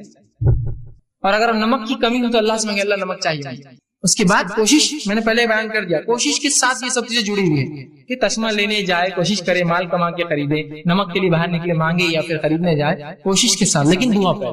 کوئی مشکل کوئی مصیبت, اور کسی نے ارے گاڑی پنکچر ہو گیا, اللہ میری مدد کرے, اس میں گاڑی پنکچر ہو جائے, کوئی بھی چھوٹی سے چھوٹی لسٹ, کتنی چھوٹی چیز ہے نا, کوئی بھی مصیبت ہو اللہ سے فوراً دعا, اس کے بعد کوشش اپنی جاری رکھیں. اسی طرح دعا کرتے وقت اپنا رخ قبلے طرف رکھنا, یہ بھی سنیں. آپ صلی اللہ علیہ وسلم جنگ بدر کا جو میں نے واقعہ رکھا تھا, آپ قبلے رخ ہوئے, یہ مسلم کی روایت ہے, اور دعا کی جس کے الفاظ صحیح مسلم کی روایت کی ہیں. عمر بن خطاب کہتے ہیں جنگ بدر میں رسول اکرم صلی اللہ علیہ وسلم نے مشرکین مکہ پر ایک نظر ڈالی جب کھڑے ہوئے تھے آمنے سامنے, تو وہ 1000 کی تعداد تھی, جبکہ آپ صلی اللہ علیہ وسلم کی صحابہ کی تعداد 319 تھی. پھر فرمایا رسول اللہ صلی اللہ علیہ وسلم نے قبلے رخ طرف کیا اور اپنے ہاتھ اللہ کے حضور پھیلائے اور پکار کر دعا کرنے لگے, پکار کر دعا کیا. ٹھیک ہے, تو یہ دعا کی ادب. اب اسی طرح وہ کلمے جو کلموں کے ساتھ اگر دعا کیا تو اللہ کبھی رد نہیں کرتا, وہ باتیں جن کو آپ اگر لگا لے اپنی دعا میں تو اللہ رد نہیں کرتا, وہ باتیں بھی سنیں. آپ صلی اللہ علیہ وسلم فرمایا, یہ ابن ماجہ کی روایت ہے, اللہ کے اسم اعظم سے جو دعا کی جاتی ہے وہ کبھی رد نہیں ہوتی, اللہ سے قبول کرتا ہی ہے. ویسے تو ہر دعا ہو رہی ہے, لیکن اس میں اور مکمل اور مضبوط کام ہو جاتا ہے, اسم اعظم. اور اس کے تعلق سے آپ صلی اللہ علیہ وسلم فرماتے, ایک صحابی تھے, وہ دعا کر رہے تھے, انہوں نے دعا یوں کی اور فرمایا, اور دعا کے الفاظ یوں ہیں, اور کہا اللہم انی اسألوکا اسألوکا انت اللہ لا الہ الا انت الاحد الصمد الذی لم یلد ولم یولد ولم یکن لہ کفوا احد. اس طرح سے انہوں نے الفاظ ادا کی. آپ صلی اللہ علیہ وسلم کا اس نے اللہ کے اسم اعظم سے دعا کی, اس کی دعا تو رد نہیں ہونا ہے. کوشش کریں کہ آپ جو اسم اعظم سے, اسی طرح قبولیت کے دعا کے دیگر کلمات درج ذیل, بہت سی اور دعائیں جو آپ کر سکتے ہیں, وہ کلمات جن کو آپ لگا لیں سے دعا قبول ہوتی ہے, اس میں سے ایک یہ ہے جس کو آپ صلی اللہ علیہ وسلم فرماتے اور کہا کہ جو شخص یہ پڑھے اپنی دعا کے اندر لا الہ الا انت سبحانک انی کنت من الظالمین, جو یونس علیہ السلام نے کی, اور اس کے بعد دعا کرے تو آپ فرماتے ہیں پاک ہے ظالموں سے نہیں, اس کے واسطے سے جب بھی کوئی مسلمان دعا کرے تو اللہ اس کی دعا قبول کرتا ہے. تو یہ کلمات ضرور پڑھے اپنی دعا سے پہلے اور اپنی دعا کریں, ٹھیک, یہ دعا بھی اللہ رب العزت قبول کرتا ہے. اسی طرح آپ صلی اللہ علیہ وسلم تیسری چیز بتائی دعا قبولیت میں جو کلمے آپ جوڑے اس میں سے یہ آپ نے فرمایا اور کہا, جامع ترمذی کی روایت ہے کہ جب تم دعا کرو تو یہ الفاظ کہنا مت بھولنا, یا ذوالجلال والاکرام, بار بار کہنا ہے یا ذوالجلال والاکرام. آپ نے فرمایا یا ذوالجلال والاکرام کے الفاظ کو اپنی دعاؤں میں لازم پکڑو, ہمیشہ بولا کرو ان الفاظ کو یا ذوالجلال والاکرام, ٹھیک. اسی طرح قبولیت دعا کے اوقات کیا ہے, کب کب دعائیں قبول ہوتی ہے تو سن لیجیے. رات کے آخری حصے میں دعائیں قبول ہوتی ہے. صحیح بخاری کی حدیث سے آپ نے فرمایا رات کے آخری حصے میں اللہ پہلے آسمان میں آتا ہے اور ایک آواز آتی ہے کوئی مغفرت کا طلب کرنے والا میں دینے, اور ہر رات ہوتا ہے, رمضان کی رات خاص نہیں, ہر رات تیسرا پہر آخری حصہ جس کو سحری کا حصہ بولتے ہیں نا, یہ حصے میں دعا کیجیے قبول ہوتی ہے. اسی طرح آپ نے فرمایا اذان اور اقامت کے درمیان جو دعا کی جاتی ہے قبول ہوتی ہے, جامع ترمذی کی روایت. اذان کے بعد سے اقامت کے بیچ میں آپ مسجد میں گئے دعائیں کیجیے. اسی طرح سجدے میں دعائیں قبول ہوتی ہیں. آپ صلی اللہ علیہ وسلم فرمایا, صحیح مسلم کی روایت ہے, جب بندہ سجدے میں ہوتا ہے اللہ سے سب سے نزدیک ہوتا ہے تو لہٰذا تم اس میں خوب دعائیں مانگو, تو سجدے میں دعا ہوتی ہے. اسی طرح جمعہ کے دن ایک ایسی گھڑی ہے جس میں اللہ تعالیٰ دعا قبول کرتا ہے, یہ بخاری کی حدیث ہے, اور ایک حدیث کے مطابق آپ نے فرمایا وہ گھڑی عصر اور مغرب کے بیچ آتی ہے, وہ تھوڑا وقفہ ہوتا ہے. کوشش کرے کہ جمعہ کے دن بار بار ہر وقت زیادہ سے زیادہ دعائیں کرے تاکہ جب بھی وہ گھڑی ہو, ایک قول کے مطابق عصر سے مغرب کے بیچ, لیکن ایک دن کبھی بھی آتی ہے وہ گھڑی دن بھر میں. اسی طرح آپ صلی اللہ علیہ وسلم میدان جنگ میں اگر مسلمان کافروں کے لشکر کے سامنے ہو یا گتھم گتھا ہو اور اس میں اگر وہ دعا کرے تو ایسی دعا اللہ کبھی رد نہیں کرتا اور قبول کرتا ہے, ٹھیک. یہ روایت جو ہے ابو داؤد کی. اسی طرح بارش جب نازل ہو رہی آپ نے فرمایا اگر کوئی دعا کرے, حکیم کی روایت ہے, اللہ اس دعا کو بھی قبول کرتا ہے. جب بارش برستی ہے اللہ کی رحمت ہوتی ہے, اللہ نے روک رکھا ہے, ایک الگ بات ہے ہم سے یہ رحمت ابھی بھرا اس مہینے میں, لیکن جب بھی بارش برسے یاد رکھیں تو بارش جب برستی ہے رحمت ہوتی ہے, مطلب اللہ خوش ہے اس بستی سے, برسا رہا ہے, ہم سے ناراض ہے نہیں برسا رہا, بہرحال تو خوش ہوتا ہے. تو لہٰذا آپ دعا ضرور کیا کیجیے, اس لیے کہ بارش کے وقت دعا کرے تو اللہ قبول کرتا ہے اس دعا کو. حکیم کی روایت. اسی طرح عرفہ کے دن 9 ذی الحجہ میں جو ہے عرفہ میں یوم عرفہ جو 9 ذی الحجہ کی دعا بھی قبول ہوتی ہے, جب میدان حاجی میدان عرفہ میں ہوتے ہیں اور دعائیں کرتے ہیں اللہ ان کی دعاؤں کو رد نہیں کرتا. ترمذی کی روایت. اسی طرح توبہ کرنے والے کی دعا جو ہے دن ہو یا رات ہو کبھی بھی جو ہے اس کی دعا قبول ہوتی ہے توبہ کرنے والے کی, اس لیے کہ آپ صلی اللہ علیہ وسلم فرمایا, صحیح مسلم کی روایت ہے, جب کوئی شخص رات توبہ گناہ کرتا ہے اور دن میں توبہ کرتا ہے اللہ اس کی سن لیتا ہے, دن میں گناہ کرتا ہے رات توبہ کرتا ہے سن لیتا ہے, مطلب گناہگار آدمی صبح اور شام کبھی بھی دعا کرے قبول ہو رہی اس کی دعا. دیکھیے ہم سمجھ رہے نیکوکاروں کی ہوتی ہے, یہاں تو گناہگار کے بارے میں آ رہی ہے حدیث کہ گناہگار آدمی صبح اور شام جب دعا کرے توبہ اس کی توبہ قبول کرتا ہے اللہ. دعا ہی تو کرتا ہے اللہ, معاف کر تو قبول کر رہا ہے اللہ, رات کرتا ہے صبح مانگتا ہے تو قبول ہوتی ہے, صبح کرتا ہے اور رات مانگتا ہے تو قبول ہوتی ہے. تو گناہگار آدمی بھی اگر جب بھی مانگے اللہ سے مطلب دن میں رات قبول ہوتی ہے. اسی طرح دعا قبولیت کی ایک اوقات یہ بھی ہے زمزم, جب انسان زمزم بھی آپ صلی اللہ علیہ وسلم فرماتے ہیں, ابن ماجہ کی روایت ہے, کوئی شخص زمزم کو جس نیت سے پیتا ہے اللہ اس چیز کو قبول کرتا ہے, صحت کے لیے, بیماری کے لیے, مصیبت کے لیے, کوئی چیز کی دعا کر کے زمزم پیجیے انشاءاللہ عزیز قبول ہوں گی یہ دعا, ٹھیک ہے. تو یہ بھی جو ہے وہ تمام چیزیں جو دعا قبولیت کی گھڑیاں. اسی طرح اب وہ لوگ جن کی دعائیں قبول نہیں ہوتی, وہ کام جن کے کرنے سے دعا اللہ قبول نہیں کرتا, ایسے لوگ غور سے سنیں آپ صلی اللہ معاف کرنا, وہ لوگ جن کی دعا اللہ قبول کرتا ہے وہ کون ہے, پھر اس کے بعد جن کی نہیں کرتا ہے وہ ہم دیکھیں گے. وہ کون لوگ ہیں جن کی اللہ دعا قبول کرتا ہے؟ پہلا مظلوم, اللہ مظلوم کی دعا قبول کرتا ہے, اور دعا بد دعا ایک ہی چیز ہوتی ہے عربی میں یاد رکھیں, اچھے الفاظ اچھی چیز کے لیے مانگی جائے تو دعا ہوتی ہے, برے کے لیے مانگا تو بد دعا ہوتی ہے. کسی بھی آپ نے ظلم کیا اور دعا کر اللہ اس ظالم کو ختم کر, تو یہ مظلوم کی دعا درخت بد دعا ہوتی ہے اس کے, لیکن اس کی دعا ہے اللہ سے مانگتا ہے نا, تو مظلوم کی دعا رد نہیں ہوتی. مسافر کی دعا کبھی رد نہیں ہوتی, اور اسی طرح فرمایا باپ کی دعا بیٹے کے حق میں کبھی رد نہیں ہوتی. یہ بات یاد رکھیں, عموماً مائیں دعا کرتی بچوں کے لیے, نہیں پہلے باپ کر, باپ کی دعا اللہ کے حق میں کبھی رد نہیں کرتا اللہ. سمجھ رہے کیوں بتایا گیا؟ اس لیے کہ عموماً باپ دعا کہاں کرتے ہیں, مرد زیادہ دعاؤں کے عادی نہیں ہوتے، عورتیں پھر بھی مائیں بہت کرتی بچوں کے لیے، باپ نہیں کرتا، نہیں باپ نہیں کرنا چاہیے زیادہ، ماں بھی کرے میں انکار نہیں کرتا ہوں، خوب کرے، لیکن باپ پہلے کرے، اس لیے حدیث میں ہے کہ باپ کی دعا رد نہیں ہوتی بیٹے کے حق میں، ضرور کرے اپنے بچوں کے لیے باپ دعا۔ آپ سے فرماتے ہیں، ابن ماجہ کی روایت ہے، 3 آدمیوں کی دعا قبول ہو جاتی ہے جس میں کوئی شک نہیں، کوئی سیکنڈ اوپینین تھاٹ نہیں۔ پہلا مظلوم کی دعا، دوسرا مسافر کی دعا، اور والد کی دعا اپنے بیٹے کے حق میں، تینوں چیزیں قبول ہوتی ہے۔ اسی طرح آپ صلی اللہ علیہ وسلم فرماتے ہیں غازی کی دعا قبول ہو جاتی ہے، ٹھیک، اور حج اور عمرہ کرنے والے کی دعا قبول ہوتی ہے۔ غازی جو میدان جنگ میں انسان ہے، اور حج اور عمرہ، اس کے تعلق سے آپ نے فرمایا، ابن ماجہ کی حدیث آپ نے فرمایا، جہاد فی سبیل اللہ کرنے والا اور حج اور عمرہ کرنے والا اللہ کا مہمان ہے، اللہ نے انہیں بلایا تو وہ آ گئے، لہذا اللہ سے اگر وہ سوال کرے تو اللہ انہیں عطا کرے گا۔ سوال کرے، حاجی بھی مہمان ہے، مجاہد بھی مہمان ہے، سوال کرے بس اللہ عطا کرے گا۔ اسی طرح نیک اولاد کی دعا والدین کے حق میں قبول ہوتی ہے۔ ہم سے سمجھتے بڑے چھوٹوں کو دے سکتے، چھوٹے ہی بڑوں کو دے دعا، جہاں باپ کی بیٹے کے لیے ہوتی، بیٹے کی باپ کے لیے بھی ہوتی ہے قبول۔ آپ صلی اللہ علیہ وسلم فرماتے ہیں، مسند احمد کی روایت آپ نے فرمایا کہ ایک آدمی نے اللہ رب العزت سے جب وہ جنت میں جائے گا تو پوچھیں گا اللہ میرے نام اعمال میں کچھ نیکیاں ایسی ایسی اور ایسی لکھی تھی جو میں نے کی نہیں تھی، کبھی میں نے وہ کام کیے نہیں تھے، تو اللہ رب العزت کو بتائیں گا، کہیں گا یہ وہ دعائیں ہیں جو تیرا لڑکا تیرے لیے دنیا میں کیا کرتا تھا، اس کے بدلے میں تجھے اجر دے رہا ہوں آج۔ باپ کی بیٹے کے لیے، بیٹے کی باپ کے لیے، دونوں کے دوسرے کے لیے رد نہیں ہوتی۔ سمجھ رہے آپ بات کو؟ اسی طرح آپ صلی اللہ علیہ وسلم فرماتے ہیں اور کہتے ہیں خوشحالی میں جو اور فراوانی میں جو اللہ کو یاد رکھتا ہے، اللہ تعالیٰ تنگ دستی میں اس کی دعاؤں کو قبول کرتا ہے۔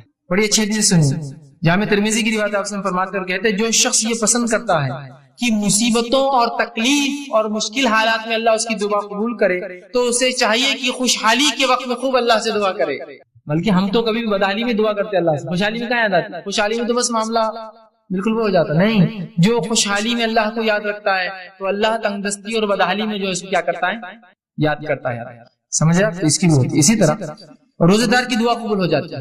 آپ صلی اللہ علیہ وسلم فرماتے ہیں جب روزے دار کوئی روزہ رکھتا ہے، بحقی کی روایت ہے، تو اللہ رب العزت اس کی دعا قبول کرتا ہے۔ اسی طرح بیمار کی دعا بھی قبول ہو جاتی ہے۔ اور وہ شخص، وہ انسان جو اپنے بھائی کے لیے دعا کرے، غائبانہ دعا یاد رکھے، جو اپنے بھائی کے لیے غائبانہ دعا کرے، اللہ رب العزت اس کو بھی قبول کرتا ہے۔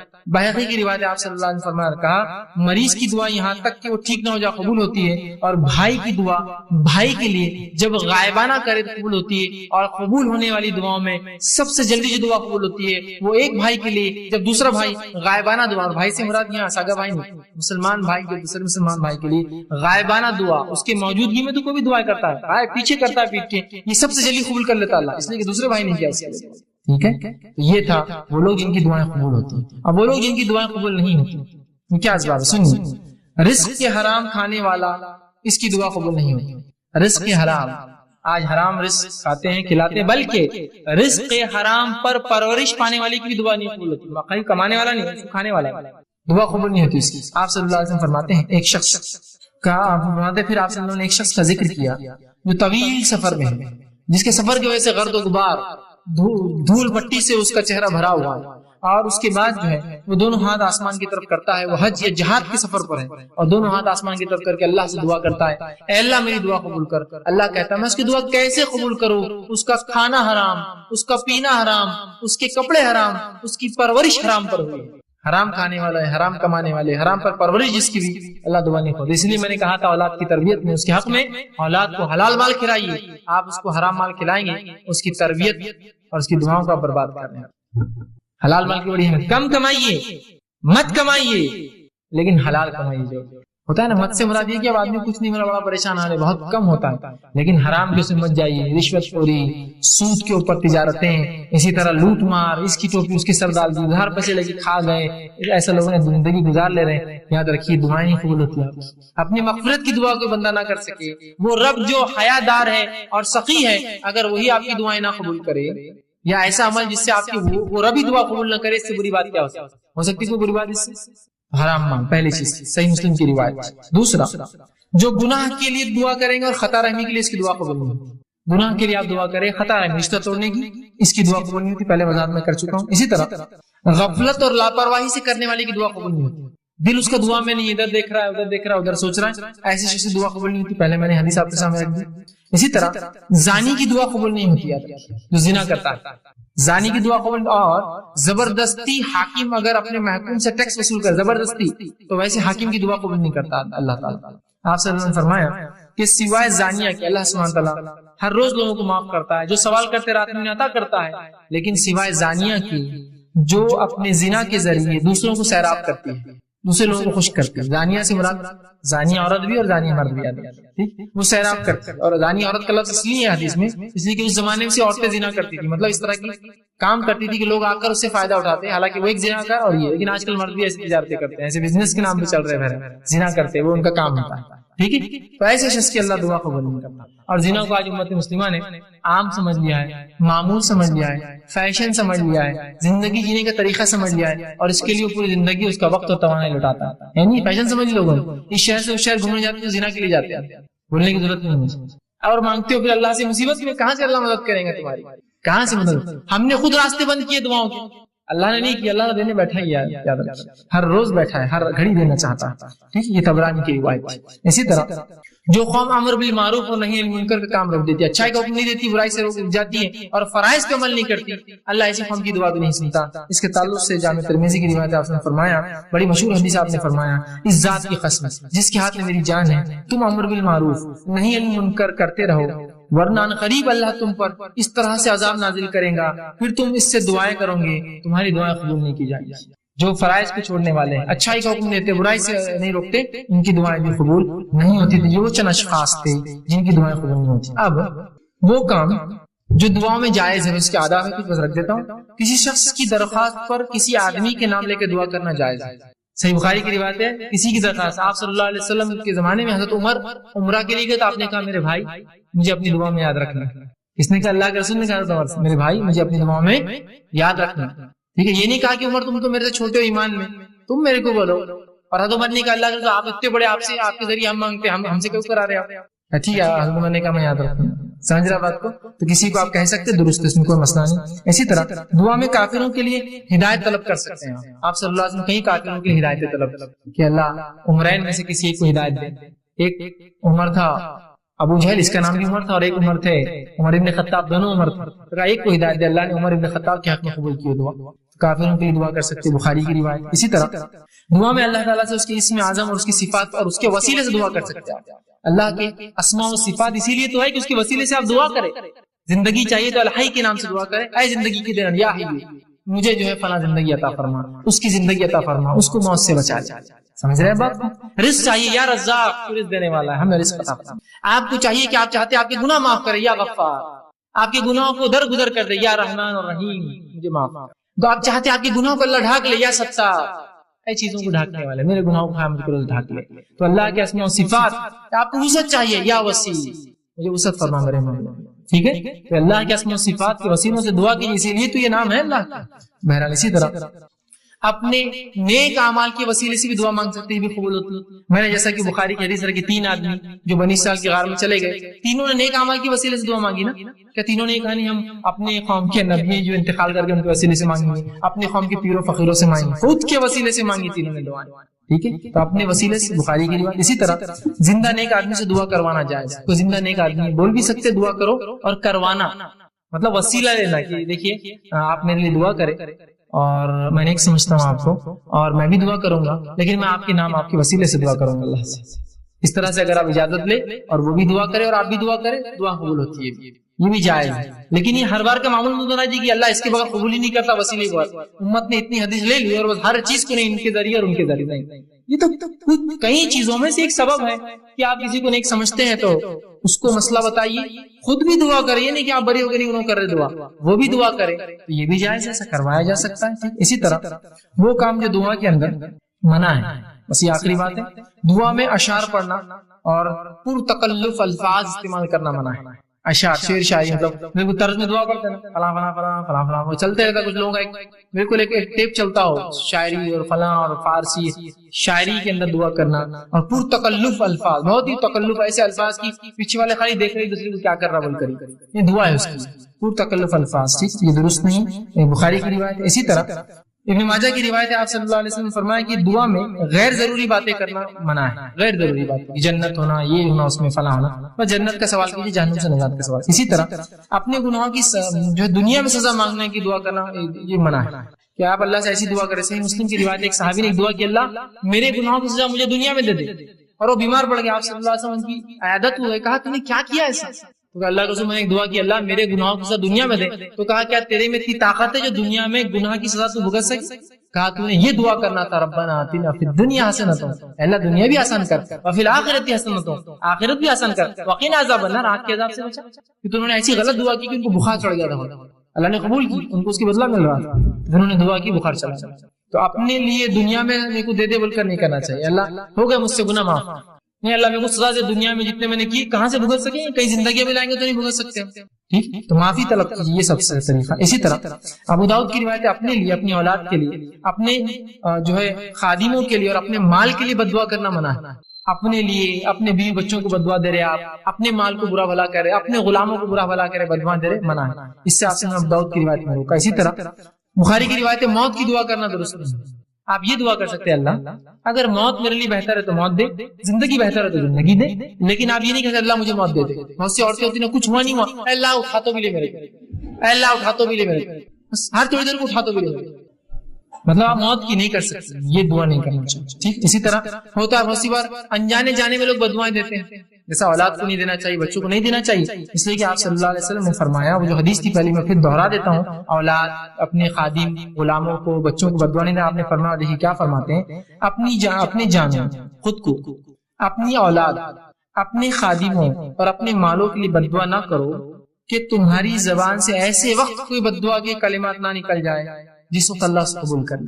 تو عورتیں بھی ہوتی بہت سی بار بددعائیں دیتی بچوں کو، ناس پیٹا ہے، یہ تو میرا فلاں ہے، یہ تو ایسے ہے، بددعائیں مت، اس کو کبھی اپنا عام معمول بنائیے۔ اچھے لوگ، انبیاء، صلحاء کبھی بددعائیں نہیں دیتے، ورنہ ہمارے پاس تو ایک معمول ہو گیا نا، بچوں کو مائیں بددعا دیتی، کچھ بددعائیں دے رہی کہ تم ایسے ہو جاؤ، تنگ کر دیے، وحتاق لا دیے، میرے کو فلاں ہو جائے، تمہارا تو بیڑا غرق ہو، اللہ نے قبول کر لیا تو، اور پھر وہی ماں کی دعائیں کریں گی، اللہ اس کا بیڑا غرق کیوں ہو رہا ہے، پھر آپ نے تو بددعا دی، ہاں مخ اچھے الفاظ، برے الفاظ مت نکالیے، ٹھیک۔ اسی طرح موت کی دعا کرنا منع، اسی طرح خطا رحمی اور گناہ کی دعا کرنا منع ہے، اور اسی طرح عجلت طلبی سے دعا کرنا آپ سے منع کیا، صحیح مسلم کی روایت۔ اسی طرح صحیح بخاری کی روایت، دعا مانگتے ہوئے اللہ کے ساتھ کسی نبی یا ولی یا بزرگ کے تھرو وہ کرنا کہ ان کے ذریعے ہوتا ہے، یہ شرک۔ آپ صلی اللہ علیہ وسلم فرمایا اور کہا، بخاری کی روایت ہے، اور فرمایا جو شخص اس حالت میں مرا کہ دعا اللہ کے سوائے دوسروں کو شریک ٹھہراتا تھا، وہ جہنم میں جائیں گے۔ کتاب کہتے ہیں، اے فلاں کے تم فلاں کر سکتے ہو، تمہارے ذریعے سے شریک کر رہے ہیں آپ اللہ کے ساتھ، مطلب یہ بھی اتنا ہولڈ رکھتے ہیں کہ اللہ کو منوا سکتے ہیں، شرک کر رہے ہیں آپ سے، تو یہ نہیں ہونی تھی۔ اسی طرح آپ نے فرمایا غیر اللہ سے دعا مانگنا سب سے بڑی گمراہی یاد رکھیے، اللہ کے علاوہ ہم دوسروں سے جو دعائیں کرتے ہیں یہ بہت بڑی گمراہی یاد رکھیے۔ دعا مانگتے وقت جو ہے ہمیں صرف اللہ سے مانگنا چاہیے، اور جو میں نے آیت آپ کے سامنے رکھی تھی، قرآن میں اللہ رب العزت نے سورہ مائدہ آیت میں 46 فرمایا کہ غیر اللہ سے جو مدد مانگتے ہیں، دعائیں کرتے ہیں، وہ بڑا شرک ہے۔ اللہ نے فرمایا ومن اضل ممن يدعو من دون الله من لا يستجيب له الى يوم القيامه وهم عن دعائهم غافلون۔ دیکھیے کیا فرمایا اللہ، اس شخص سے زیادہ گمراہ کون ہو سکتا ہے جو اللہ کو چھوڑ کر ان کو پکارے، جو قیامت تک جواب نہیں دے سکتے، بلکہ اس سے بھی بے خبر ہے کہ ان کو اللہ کے ساتھ شریک ٹھہرایا جا رہا ہے، ان کو پکارا جا رہا ہے۔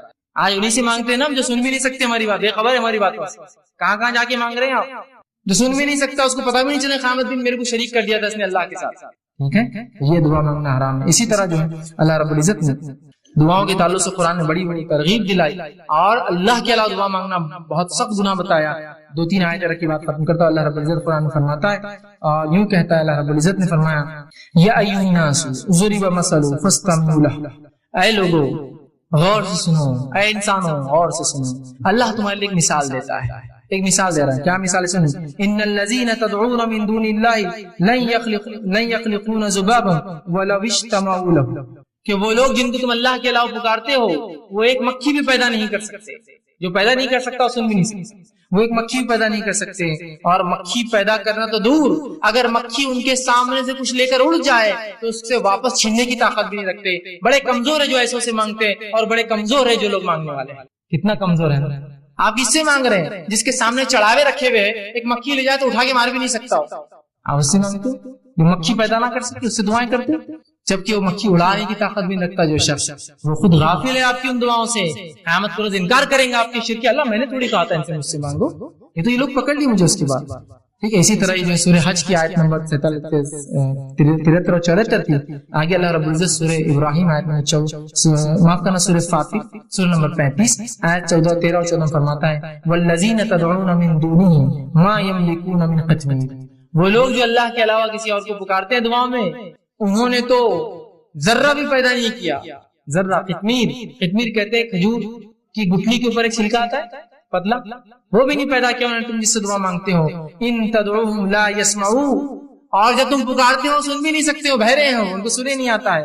دعاکم، تمہاری دعاؤں کو سنتے نہیں ہیں. ولو سمعوا ما استجابوا لكم، اور اگر سن بھی لے، کوئی زندہ ہے بس سن بھی لے تو تمہاری دعاؤں کو قبول نہیں کر سکتا، طاقت نہیں تھی قبول کرنے کی.